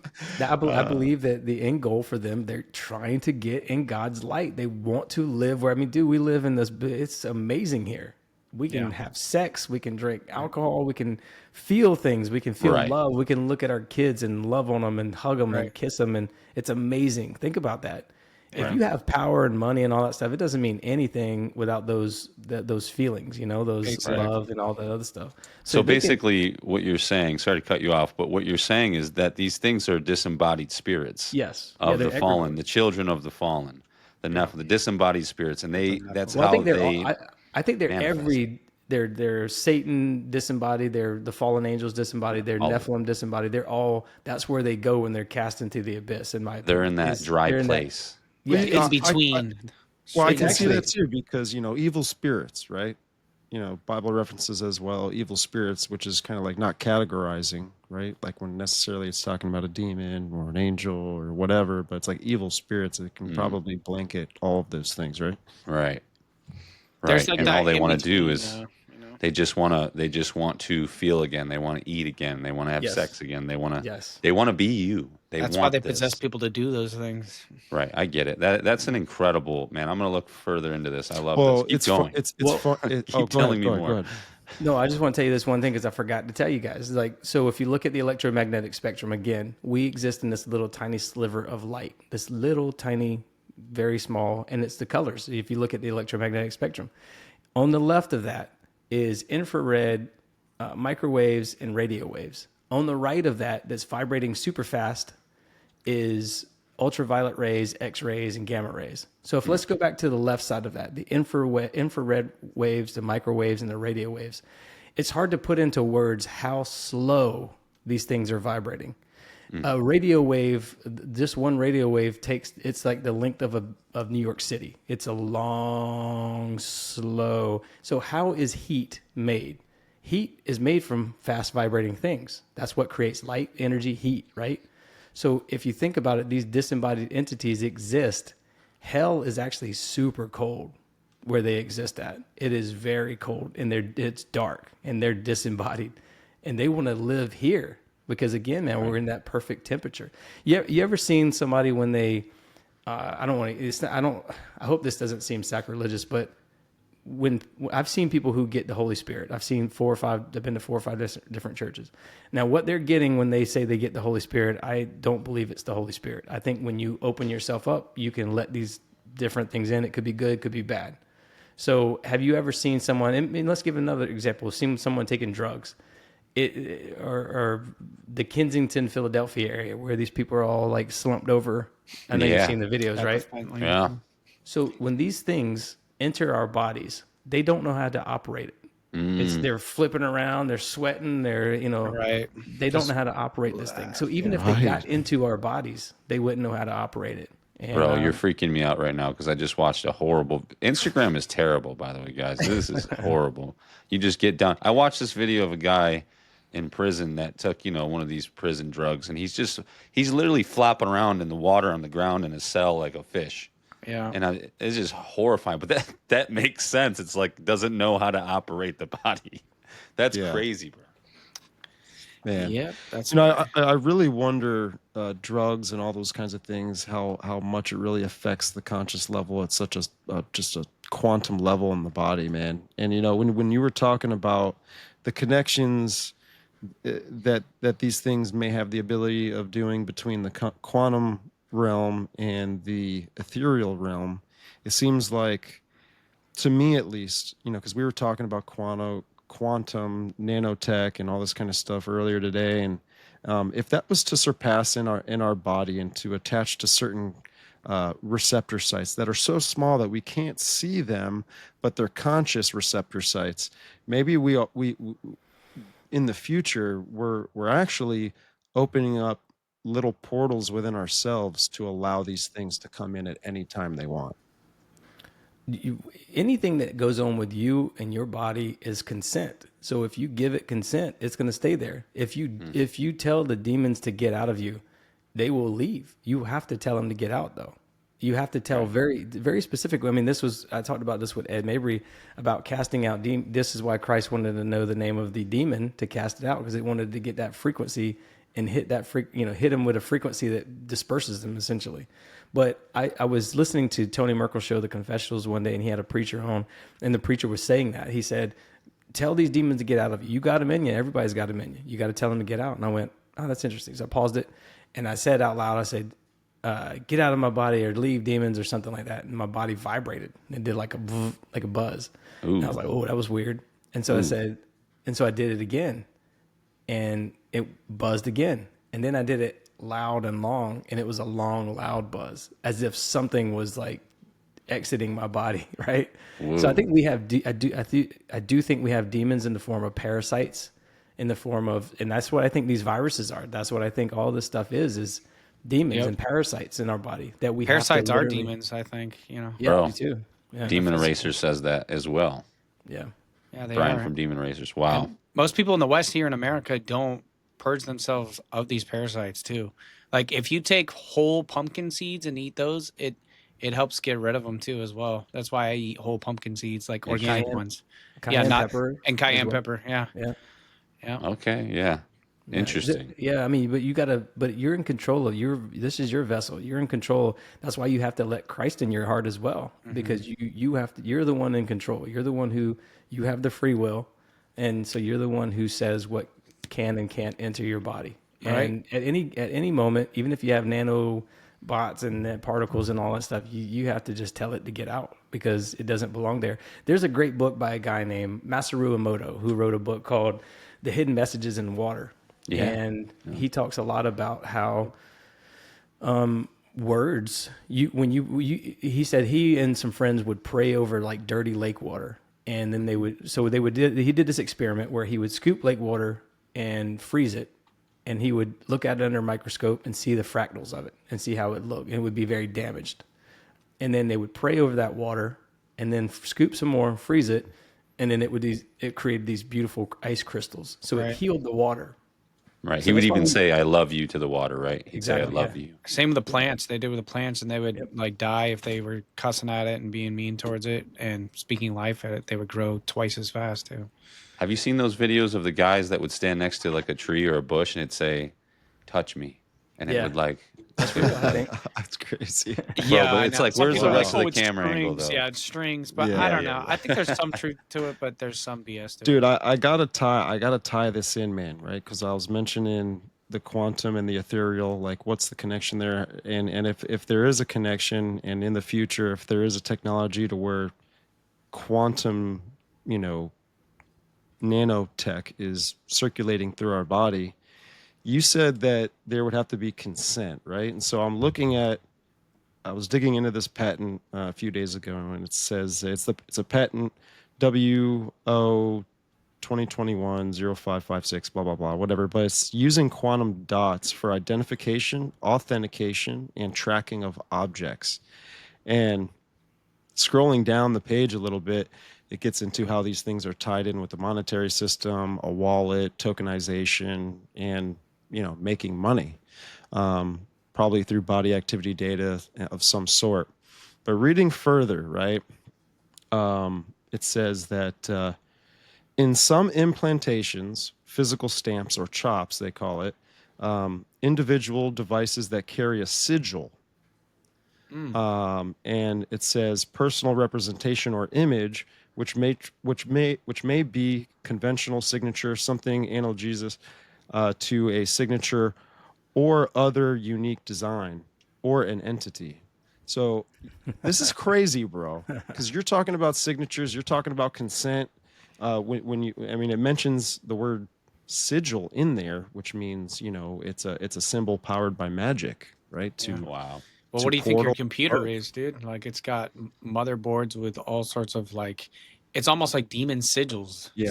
Yeah. I think the consent, man, is really the main thing. That's wild, dude. I brought this up to Stevie earlier. We were on the phone. He's talking about the graphene and the quantum dot tattoo, and I was like, what's funny? I remember back during when there was 1.6 million in Japan that were like, people in Japan, they're very smart people, and I would say, sorry, America, but the people here, they're not nearly as intelligent. They're just not.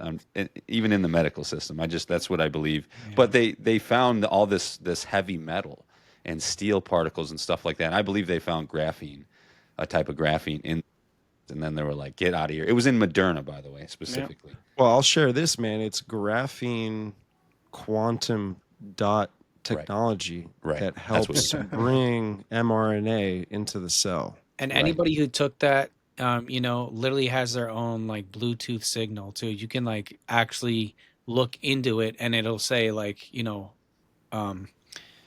V'd, they've been V'd. Taylor, say it with your chest, brother. I'm gonna edit this anyway. Okay, bro. They're oh no.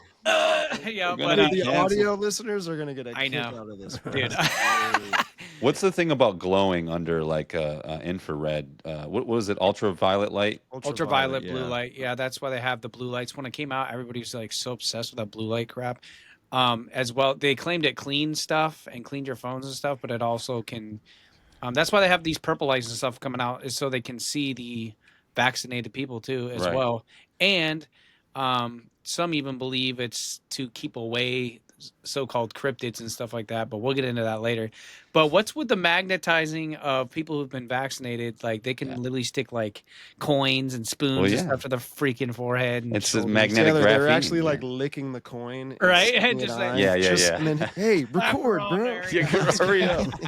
Stevie mentioned earlier on the phone too that our phone, I've seen the videos of it, our phone actually flashes. Yeah, it does. The infrared in it's it. Infrared light, yeah. So which is funny infrared, because, digging into these patents and even further into the graphene technology, man, they say that this graphene technology is meant to be compatible with the technology of today. And they even mention in there that cell phones are being built in coordination with this technology and where everything has to equalize, and work together, or else really it'd be no point to it, right? Right. And that's kind of how they slide these things into work, in my opinion. They kind of just, as you're kind of blinded by the Roman circus, they get the foundation set in, and then they just start laying block by block by block. Well, notice times where they put in those cell towers, the new 5G cell towers, overnight. Dude, I was in the Bahamas and literally no one was allowed outside at this time. Literally the cops had Uzis and ARs and stuff outside, and not even the news people were allowed to video record at night. Like it was total no one outside. Otherwise, you get put in prison for like 2 years. And this That's was a real, interesting. yeah, it was a real thing in the Bahamas. And you know everybody in the Bahamas there, like especially in Nassau, Bahamas. There's only like a few. The island's like a couple miles wide, you know. So Mm-hmm. it was really weird and kind of scary, bro. And they put these 5G towers up overnight, literally overnight. And we just noticed it like the next morning. They finally let everybody out, and I was like, "What the heck is this about?" Like, you Yeah. know. So that's You know, pretty telling. Brad made a good point today too, man. And it really sucks with all the things going on in the world and kind of how it's just all kind of little more chaotic than we're used to. But you know, if we kind of speak against these things and we have a better attitude, bring more positivity into it, it'll only slow them down more, or if anything, just disrupt their plans Right. or Peace and throw a love, wrench in man. the program. You know. Yeah, Well, that's what So- happens when someone starts talking about love. They kill them. I know. Anybody who talks about love and coming together and unity and light Yeah, and all they this hate stuff, that. they get killed, man. Because We can't have that is- out here. Yeah. Yeah, that's why they wanted us 6 feet apart, dude. They know that when we come together in light and love, it becomes a different thing. And they're backtracking big time now, dude. Oh, I mean, know. they're like, oh no, we didn't ever say never that said that, because yeah. because dude, the light is shining on all the dark areas of the world. It's like the cockroaches are running right now. They don't know what the hell to do because everybody woke up. We're in a great awakening right now. Everybody know. woke up. And they're like, hey, something's going on. And, you know, like all of a sudden people want to do podcasts and talk about this. And Right. nobody's watching mainstream media at all. They're listening to shows like ours for news and information because you're getting real information. It's not like, you know, filtered and all this other stuff. So, yeah, man, but I don't, dude, I haven't done, No. and it coincides with my awakening, actually. Yeah. I haven't since 2012 or maybe Yeah. 2010. And ever since then, that's whenever I started like, becoming more aware of everything around me. I started getting synchronicities. I started listening to the world around me, dude. I feel like we're being poisoned. And listen, I'm drinking Red Bull right now. I'm putting poison in my body, right? I get Hey, it. bro, I do every day. The too. classic Red Bull. Yeah, man, you were in the military, man. They had to pump you up with all the stuff. Dude, I mean, we literally walked through a line of nurses with needles in their hands. It was like 15 of them on each Like the side. peanut butter jab, you get that? And we just walked through and they just literally in each arm. And at the end, we had to drop a trowel and they poked us in the butt with it, you know, like get the penicillin shot. So, That's funny, man. but since then, man, I've kind of, you know, I go out into the sun, I take my shoes off and I'm barefooted and get some sun in my body. And that's whenever I start feeling better. I read at those times when I'm just sitting out in the yard in the sun. Grounding, I guess you could call it. Yeah. Dude, there's something about grounding, man. And I know. heard- It's not witchcraft either, dude. I've noticed there is witchcraft elements that some people use it with, but grounding is also a real thing based off the Earth's energy. you can feel it. Yeah, Well, yeah, yeah, no, so for real. it's- A lot of It's hippies. free. Just Well, go think about it. stand on the ground. Free Right. ether, yeah, just free ether, everybody. Right. What do you think, Brad? What do you think about those grounding beds? You ever seen those? With I the got copper one. stuff. Yeah. got What one. about the copper wire that sticks out of gardens, like super high to like That works. get out of the Yeah. ether? Oh, yeah, it I saw does. it. Yeah. Dude, what was that Chinese guy that grew like huge watermelons and pumpkins Oh, doing yeah. that? What was his name? saw I forget that. his name, but yeah. Dude, Yeah, that's it really called does work. electroculture. I got a Yeah. great, I got a good friend named Topher Gardner he has a show called Biocharisma, and he talks about electroculture and biochar and all this stuff, and it's really amazing. If you guys want to learn a lot, Gotta he take builds notes. these, he builds these Tico domes and all this stuff. He's incredibly smart. What's his name? His name is Topher Gardner. He's been on Tinfoil Hat a few times as well. That sounds familiar. Nice. Yeah, well, he's got one of the most banging episodes. Him and a friend of mine named Jim Lee lives about 30 minutes away from me, and he and Topher did a show together on like bioelectric, or I'm sorry, how they're using currents. Like basically, they went on to talk about the fires in Maui and all that stuff, or was it Maui? I don't know if I don't, but they were talking about direct energy weapons and how you can use the Lahaina. They were talking about how you can use the ether to basically create a direct energy weapon that caused 9/11 and all this other stuff. Man, it was the bomb. It was the most. It was the awesome bomb. Episode. It was the bomb. Yeah. But yeah, his show and also Jim's show on. He's got a show called. Oh God, what's Jim's show called? Shoot, he's got a great YouTube channel. I'll have to find it for you real quick. Nice. Jim Nice. Lee Weather. whatever. You know, Climate Viewer. Yeah, it's climateviewer.com or climateviewer.org is his website. But I think his show is called Climate Viewer as well. And he does live shows where he talks about weather and all this stuff. So he's I think obviously I've seen his stuff. Yeah, he's like better than Dane Wigington or whatever the weather guy that's always all over the place. So yeah. I You know, didn't mean to the weather modification thing is really crazy, man. You know, Harp. and really the conspiracy theorists, 10, 15 years ago were, kooks. But today, I love how it's talked in Congress, and they're actually, Alex even the Florida governor was like, hey, no more spraying in our skies. Yeah, bro. Very Right. interesting. I know there hasn't been as much here. But what's your perspective on that, man? The manipulation of weather. What does it do to us? Well, I mean, I just think they use it to get resources and steal land, and I mean, just like with the what is it called, the lithium or whatever that's underneath Oh yeah. Asheville, North Carolina. Right? Yes. Yeah, that's right. why they use the HARP machine to go over there so they can steal that lithium, dude. I think. Yeah, and this is the kind of stuff that Jim talks about, how you can sprinkle black coal into a hurricane and just basically steer it wherever you want it to go and all kind of stuff like that. So, I mean, he's way more knowledgeable about that stuff than I am. So y'all That's crazy, man. Go listen to Jim. We're gonna have to hopefully connect with some of these guys. Yeah, and you mentioned EMF. Topher, the guy I was talking about with biocharisma, he has a product where he creates a biochar paint he creates like a basic white, for example, where he burns. If you guys don't know what biochar is, basically you burn wood and all this stuff, and then you let it sit. Basically, you pee on it, then you let it sit underneath a tarp for like 3 months, and it creates all these little creatures in there, and these creatures create a biodiversity in it or something like that. Anyways, he creates a paint out of that, and the paint is basically reflects EMF frequencies. So you could paint your whole house with it. And he sells that on his website. I believe he sells it on biocharisma.org. Right. This makes me think of the lead paint that was, no longer legal to use for society. People. Right. Yeah, because people would eat it and their kids would get sick or die. Right. And speaking about the biochar, I don't need to go buy it now. I know how to pee on. I know. I could just piss on some wood. Yeah, it's probably good, bro. You know what I'm saying? Like, mash it up, mix some water in it. Right. Well, there's a lot to that with like iron gates. That's why they put them around cemeteries, is because it traps energy in those cemeteries. Oh, literally. That's creepy. Creepy. That's why they do iron gates, man. That's a real thing, by the way.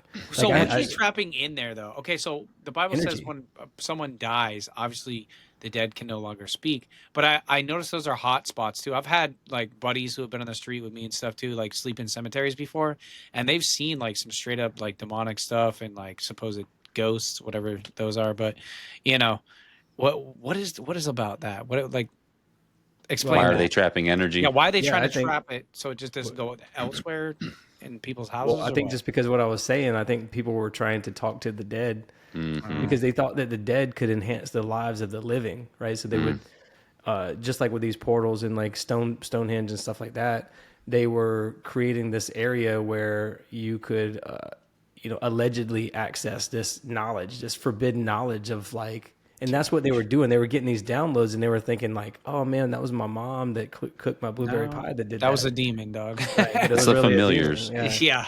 Isn't there a verse in the Bible that talks about demons that follow you around your whole life? We were talking with Matt, the shepherd of the king, about that.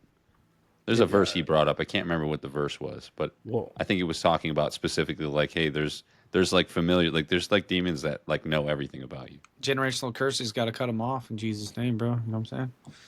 Amen. I think when you invite them in, I mean, there's people who have done like seances and Ouija boards and stuff that have invited this stuff in their lives. And then once you do that, it's like, yeah, you've invited them in. You got to tell them to get out, man. Yeah. And that's what I had Lindsay Sharman on my show, and she was talking about that, how she did a Ouija board and it came in her life and it followed her around.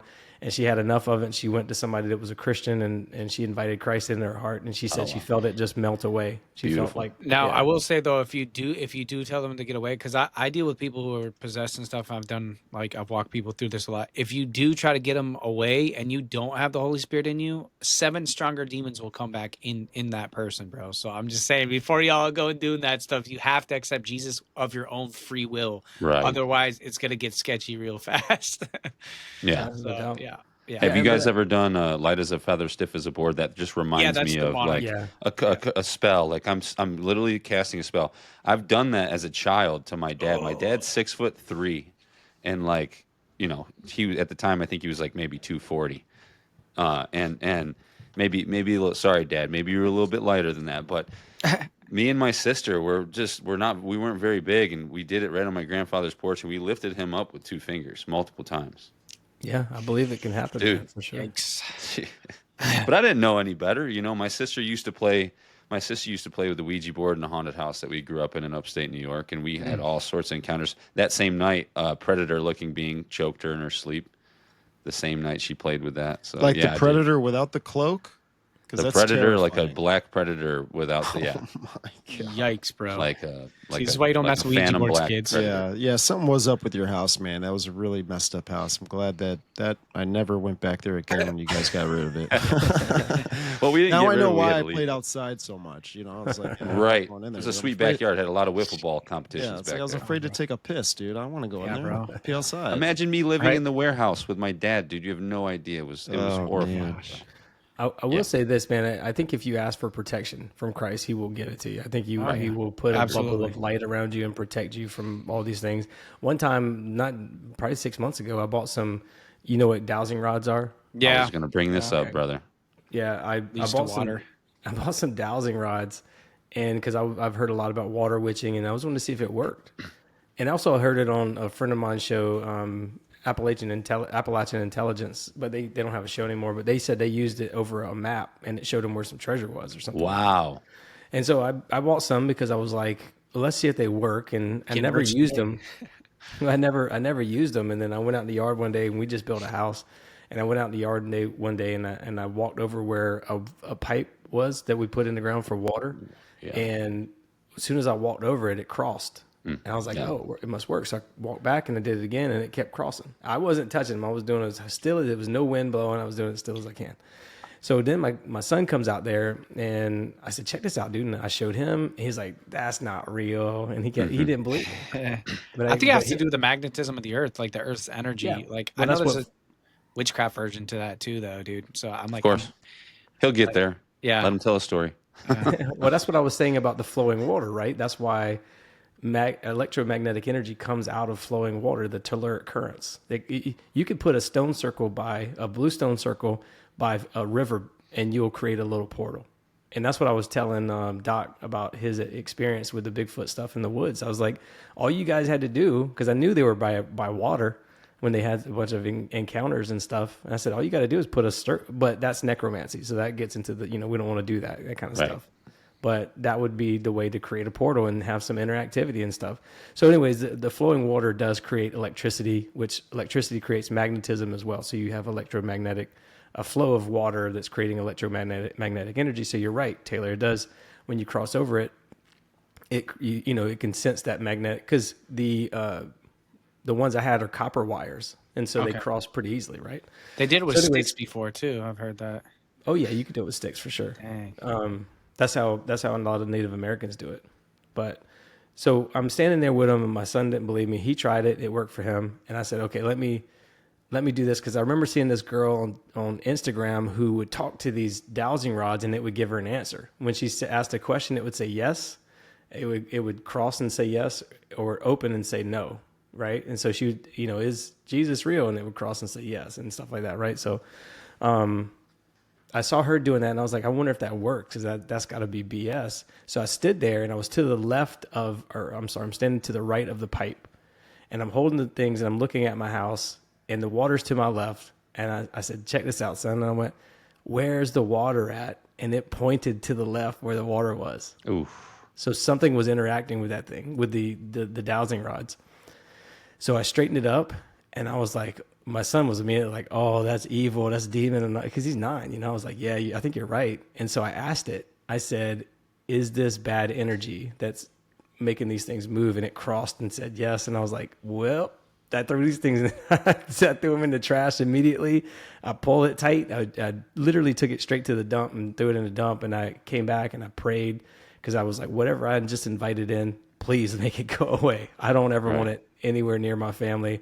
And I prayed a lot, and I've never used those since, and I never will again. But because I think that even when people use them to find gold and money and stuff like that, I Right. think that really does happen. It's real. It's a real thing. But I think, like I said earlier, when you ask for something and it gives it to you, you got to pay something back. Ah, I had a friend. Well, you guys might know him, Paul Stobbs. He wrote a book called "The Nephilim Look Like Giants," and Paul was talking about he was a 10-year experiencer of psychedelics, and every time he went to the psychedelic realm, he felt like, it was getting worse and worse. He could tell that they weren't good at some point after 10 years, and so he decided to stop. He decided to stop using psychedelics altogether. Well, then later on, he had an encounter with the Hat Man, and basically Hat Man had followed him around his whole life, and he had this moment where he almost died, and the Hat Man was basically collecting his dues, because he was accessing that realm, that hidden realm around us, that etheric realm, that esoteric knowledge that we weren't allowed to access. And so the Hat Man was coming. And by the way, Aaron Rodgers talked about it on Rogan, how Right. the Hat Man follows him around because he was doing a lot of ayahuasca and stuff like that. Yep. And again, I think that it's like a form of death coming to collect. And so anytime you access, I think we're given everything we need in this world. God gives us exactly what we need. Our bodies are perfect. You know, we never go without anything. We have perfect amounts of air and water and everything we need. We never Right. go without. So if you're asking for anything more than that, that's why a lot of these celebrities have charities and stuff, because they have to shed some of that stuff off because they have too much, right? Interesting. They have to shed some of that karma off themselves, because look what happened to Jordan. He lost his dad in a weird, his dad was murdered, I believe. And Dr. Dre's son and Kanye West's mom. And that's right. The list goes on and on. Sacrifice. So I think that there's a payment that they come and collect on. I think the Hat Man is a collector of sorts. Dang. And there's also like a thing with a tradition in I believe there's a guy going around trying to expose the Boule, like the Black Illuminati. And he's talking about there's one thing that they do where instead of like sacrificing, you sacrifice a child to turn trans. Yeah, And then that's you look true. at- Yeah, exactly right. Yeah. That's why Mr. Beast had his homeboy like turn trans, man. Hey, I wanted to say something. Going back to the dowsing rod. So I heard you say that story on the podcast I listened to earlier, doing some homework, and I'm like, dude, I have a very similar story. When I was a kid, my stepdad, we lived on he had a pasture, we had goats and farm animals and stuff like that. I think he's got cows now, but we were on a well. And I'm out in the backyard with him, and he's like, the well is running dry or something like that, or it ran dry.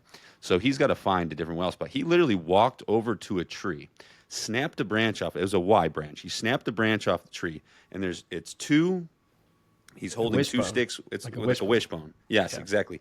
So he walks over. I'm not kidding you. I'm getting chills right now.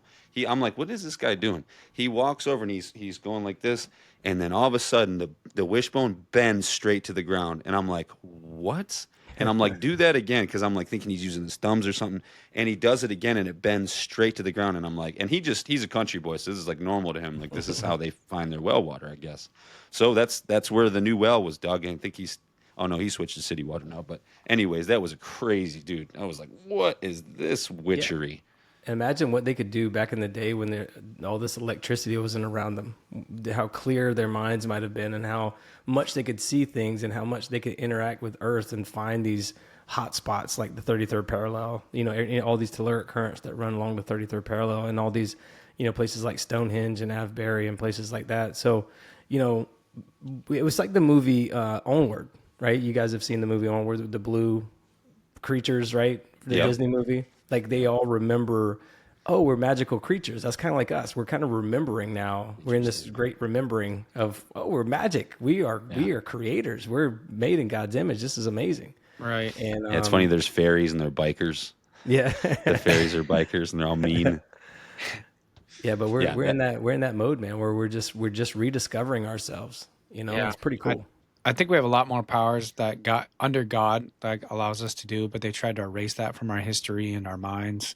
And, like you said, like there's all these frequencies, 5G and all this other crap around us that are just kind of dumbing us down from even, calcifying our, pineal gland and, we have no knowledge of what to do with what God gave us, like half of the stuff that God gave us, And it's tough to discern all that too, because we're so Right. against the New Age stuff, when we're against I the know. chakra openings, and it's a lot of demonic New Age stuff, and it's kind of Yeah. hard to discern what is actually God's will and not. You know what I mean? Right. Like if God didn't open it, I think it's supposed to stay shut, like I don't know. Yeah, That's no, just we're supposed to be human beings.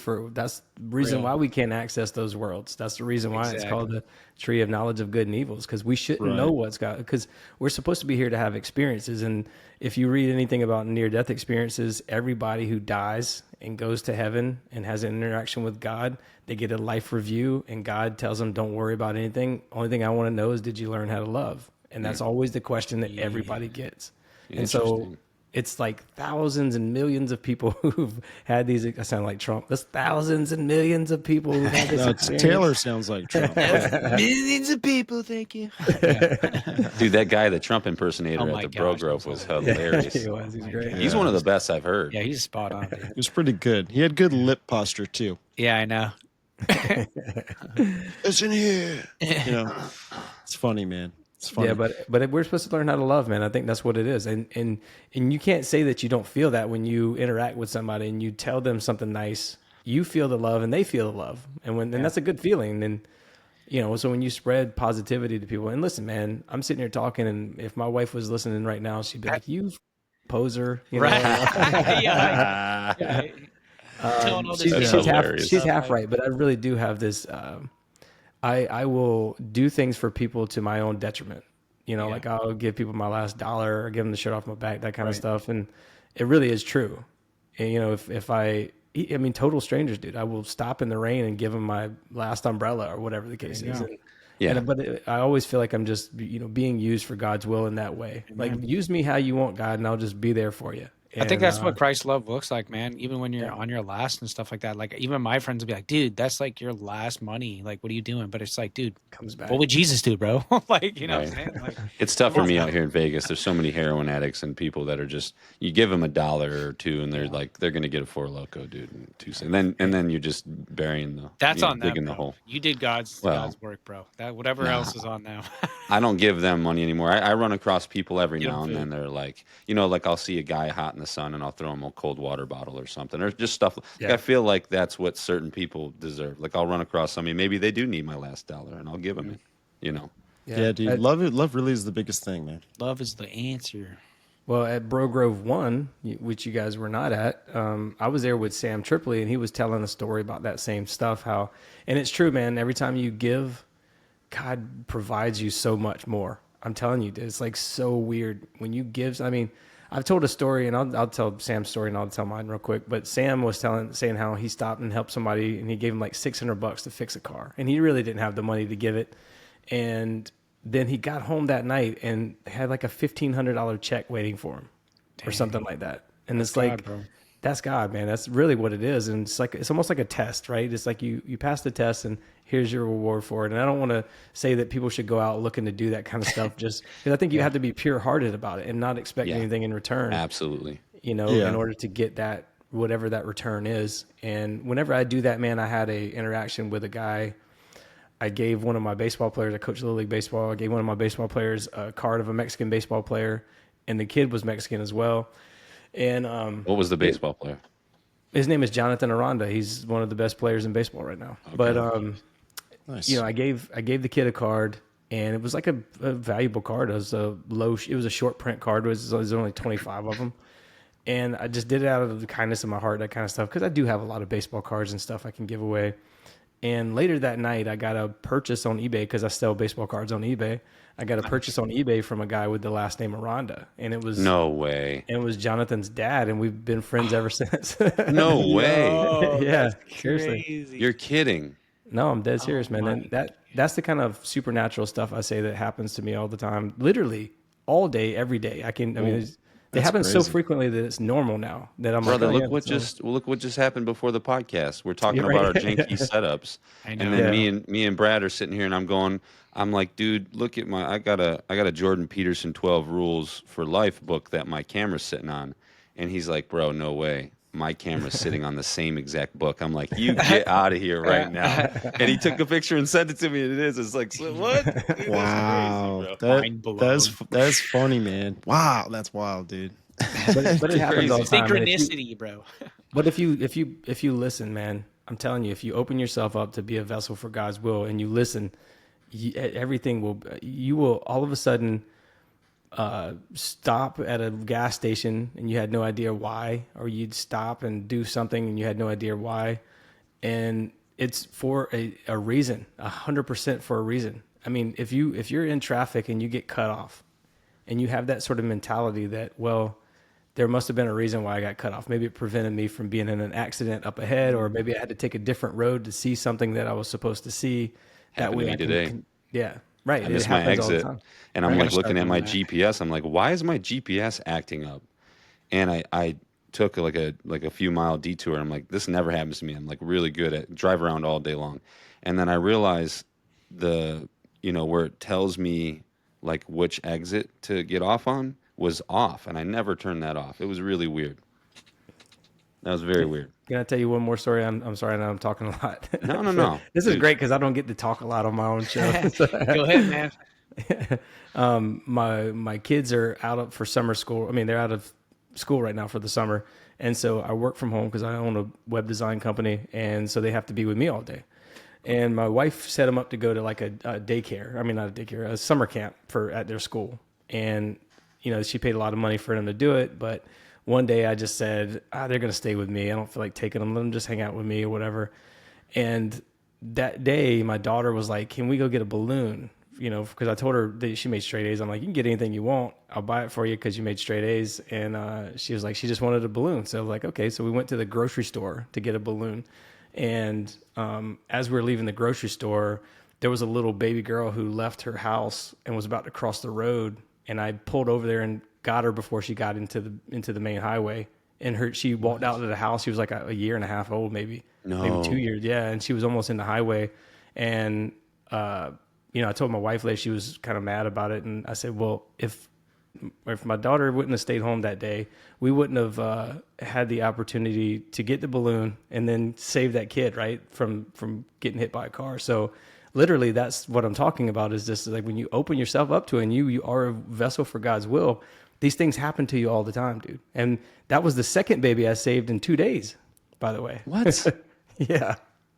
But there was a car flipped over in the middle of the road 2 days prior, and I was like, nobody's on the scene. Nobody's like trying to rip the door off or anything. So I get out of the truck and I go, and me and this other dude finally get out. This other dude came out and he tried to help me rip the door off, but there was a little baby hanging. The car was upside down, but the baby was hanging in the car seat, and we got in there and got the baby out, and it was safe and everything. And the mom was okay. Jeez. But everybody else was just standing around, and it just felt like, oh, dude, it just felt I hate when people do that.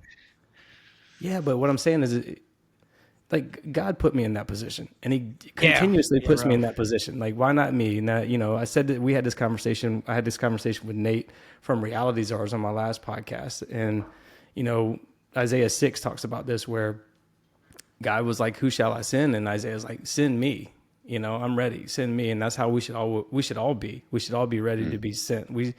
I'm telling you, I will lay down my life for just about anybody. Amen.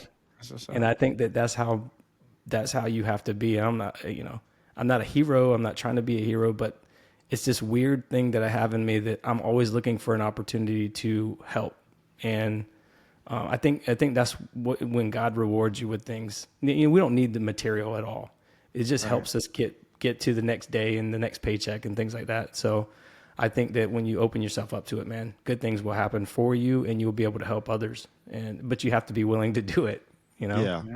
Yeah, man. That saying, "Why not me?" It's a good one. I in the fire service, at least we have a saying, and I think it really plays into this really well. But if not me, then who? And if we're out here doing God's will, and we're out here, boots on the ground, it's a responsibility that we should honor and take hold of. You know what I'm saying? So, yeah, and you guys are all doing it as well. I mean, you guys are all in positions, right? Aren't you, Taylor? You're security. Steven, you're firefighter. Jesse, what's your job? I'm a plumber. I control the health of the nation, as they say. That's like what the quote is. I never don't really piss 'em understood off, it too yeah. much. Yeah, don't. Well, it's like if you don't have good quality water going to your own. I don't know. That's a quote they always told me. I thought it was cheesy, but That's I think great. it's Kind of true. true though. But you guys have put yourself in a position with this show and to be around other like-minded people who are really, Yep. I have no doubt that you guys would do things for me. If I was in a burning car, you guys would help. I have no doubt that Top and Raven, if I was in a burning car, they would help. Right. So, I mean, Right.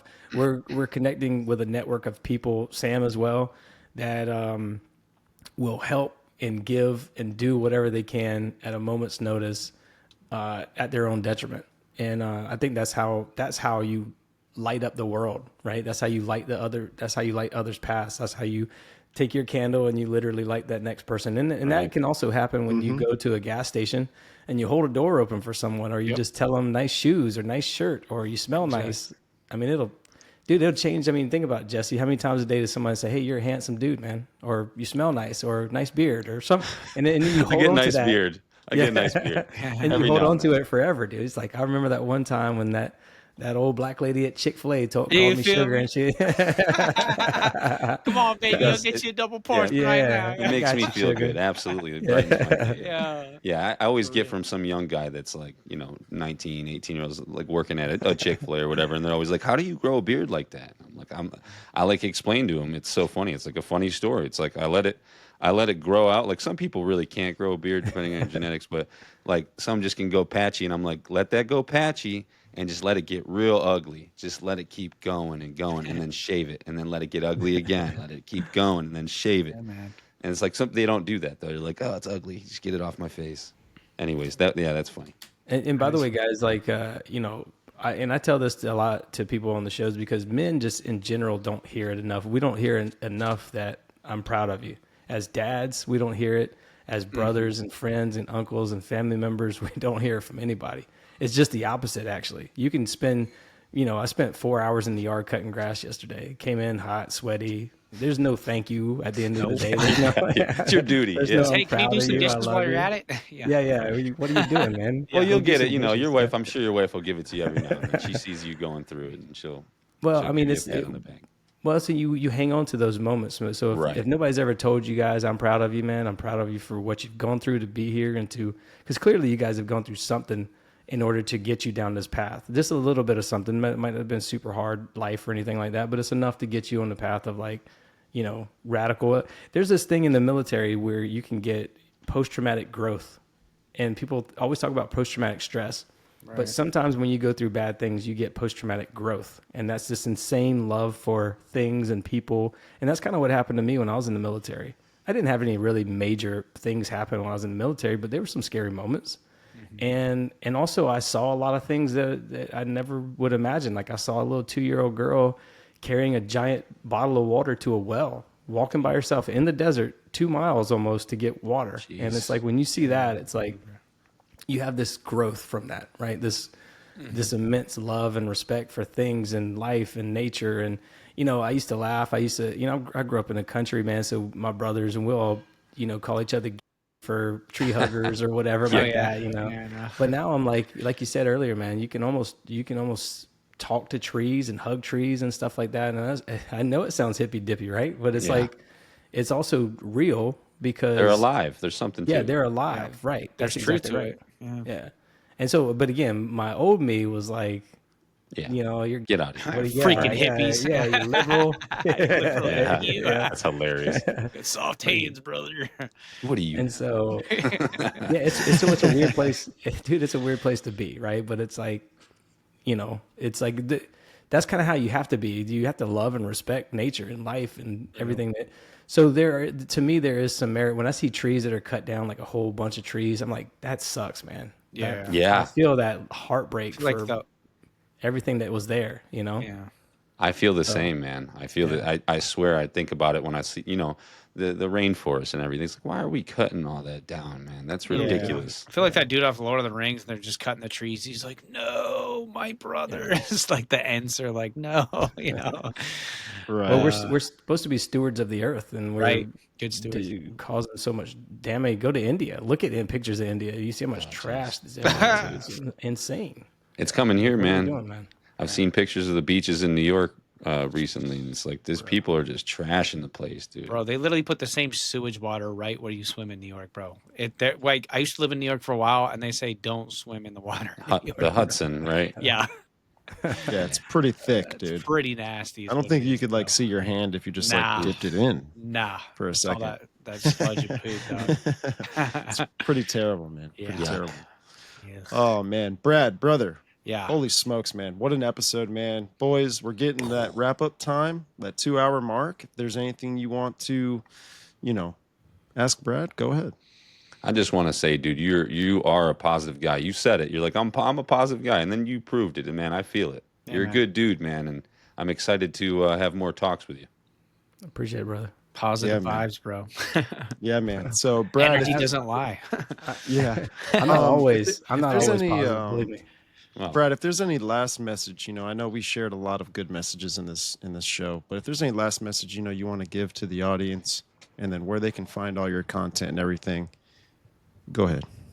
Well, you can find me at theawakenedpodcast.com. That's where the links to everything is. My Spotify, Apple. I have a YouTube. I have a Rumble, but there are reasons why I don't use them, and it's because of censorship. If people really knew how intertwined with the media, with technology that the government is, you might not use it either. I just did a show on My Family Thinks I'm Crazy with Mark Steves, who is he's the booker for Sam's show. For Tinfoil Hat, and I go at it in depth with him for about an hour and a half. So that's a good episode if you want to listen to that. But yeah, I can just be human. You know what I mean? Like, don't sell your soul over to technology. Just live the human experience. You don't have to take a bunch of drugs and alcohol to experience things. You can go out and just have interactions with people and feel that same high, that same dopamine hit. You don't have to always, look on your phone. Believe me, dude, it's hard for me too, because I'm checking eBay, I'm checking Instagram, I'm checking my downloads and all kind of stuff, man. It sucks, but yeah.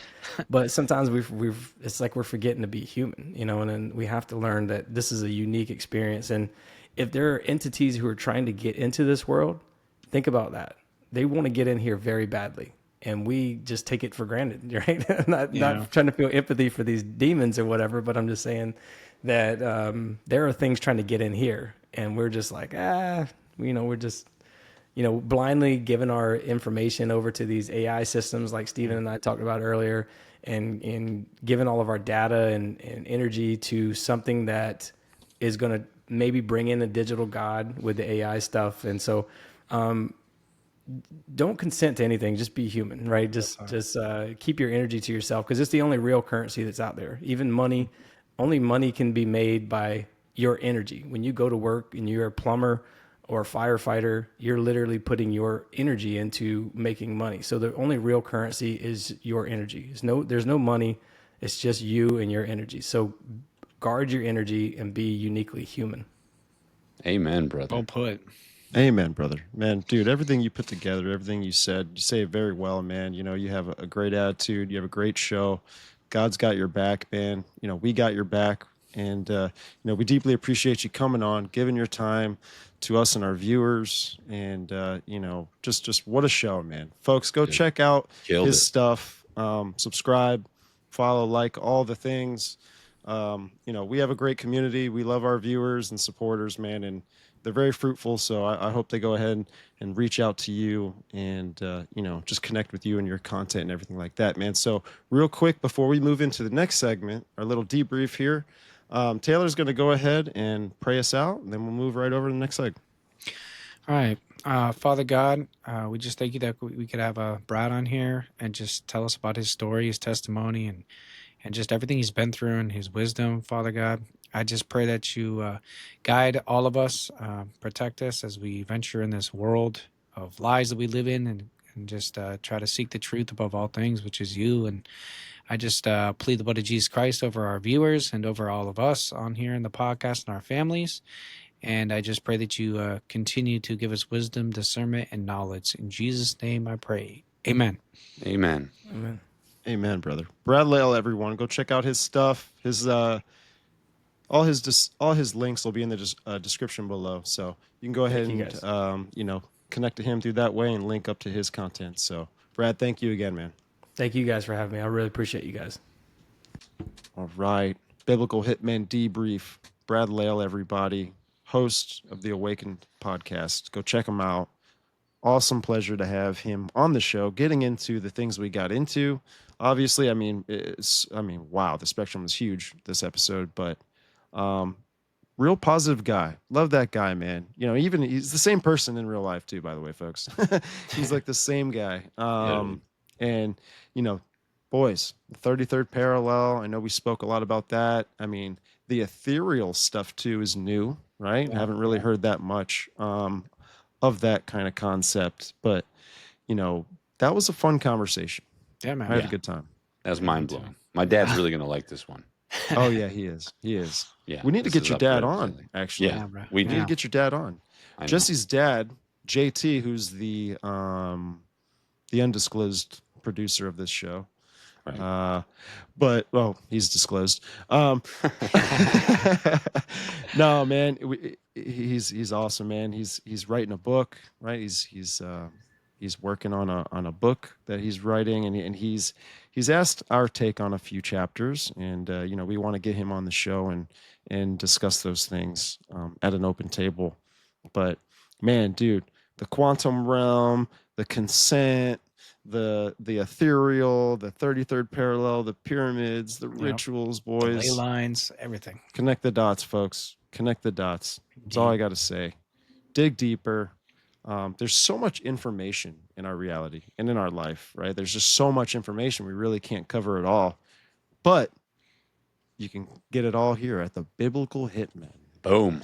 You know what I'm saying? And we have on everybody. We're gonna try and recruit even, bigger guests. Deeper conversations. And we're really nothing without our guests and our supporters.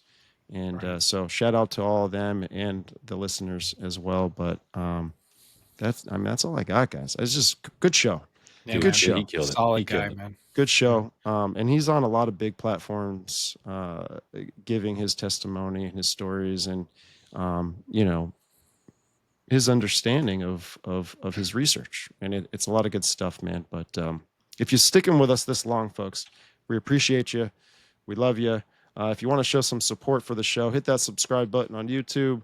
Like the show, share it with your friends. Drop a comment down below about the things we got into. I want to hear everyone's perspective.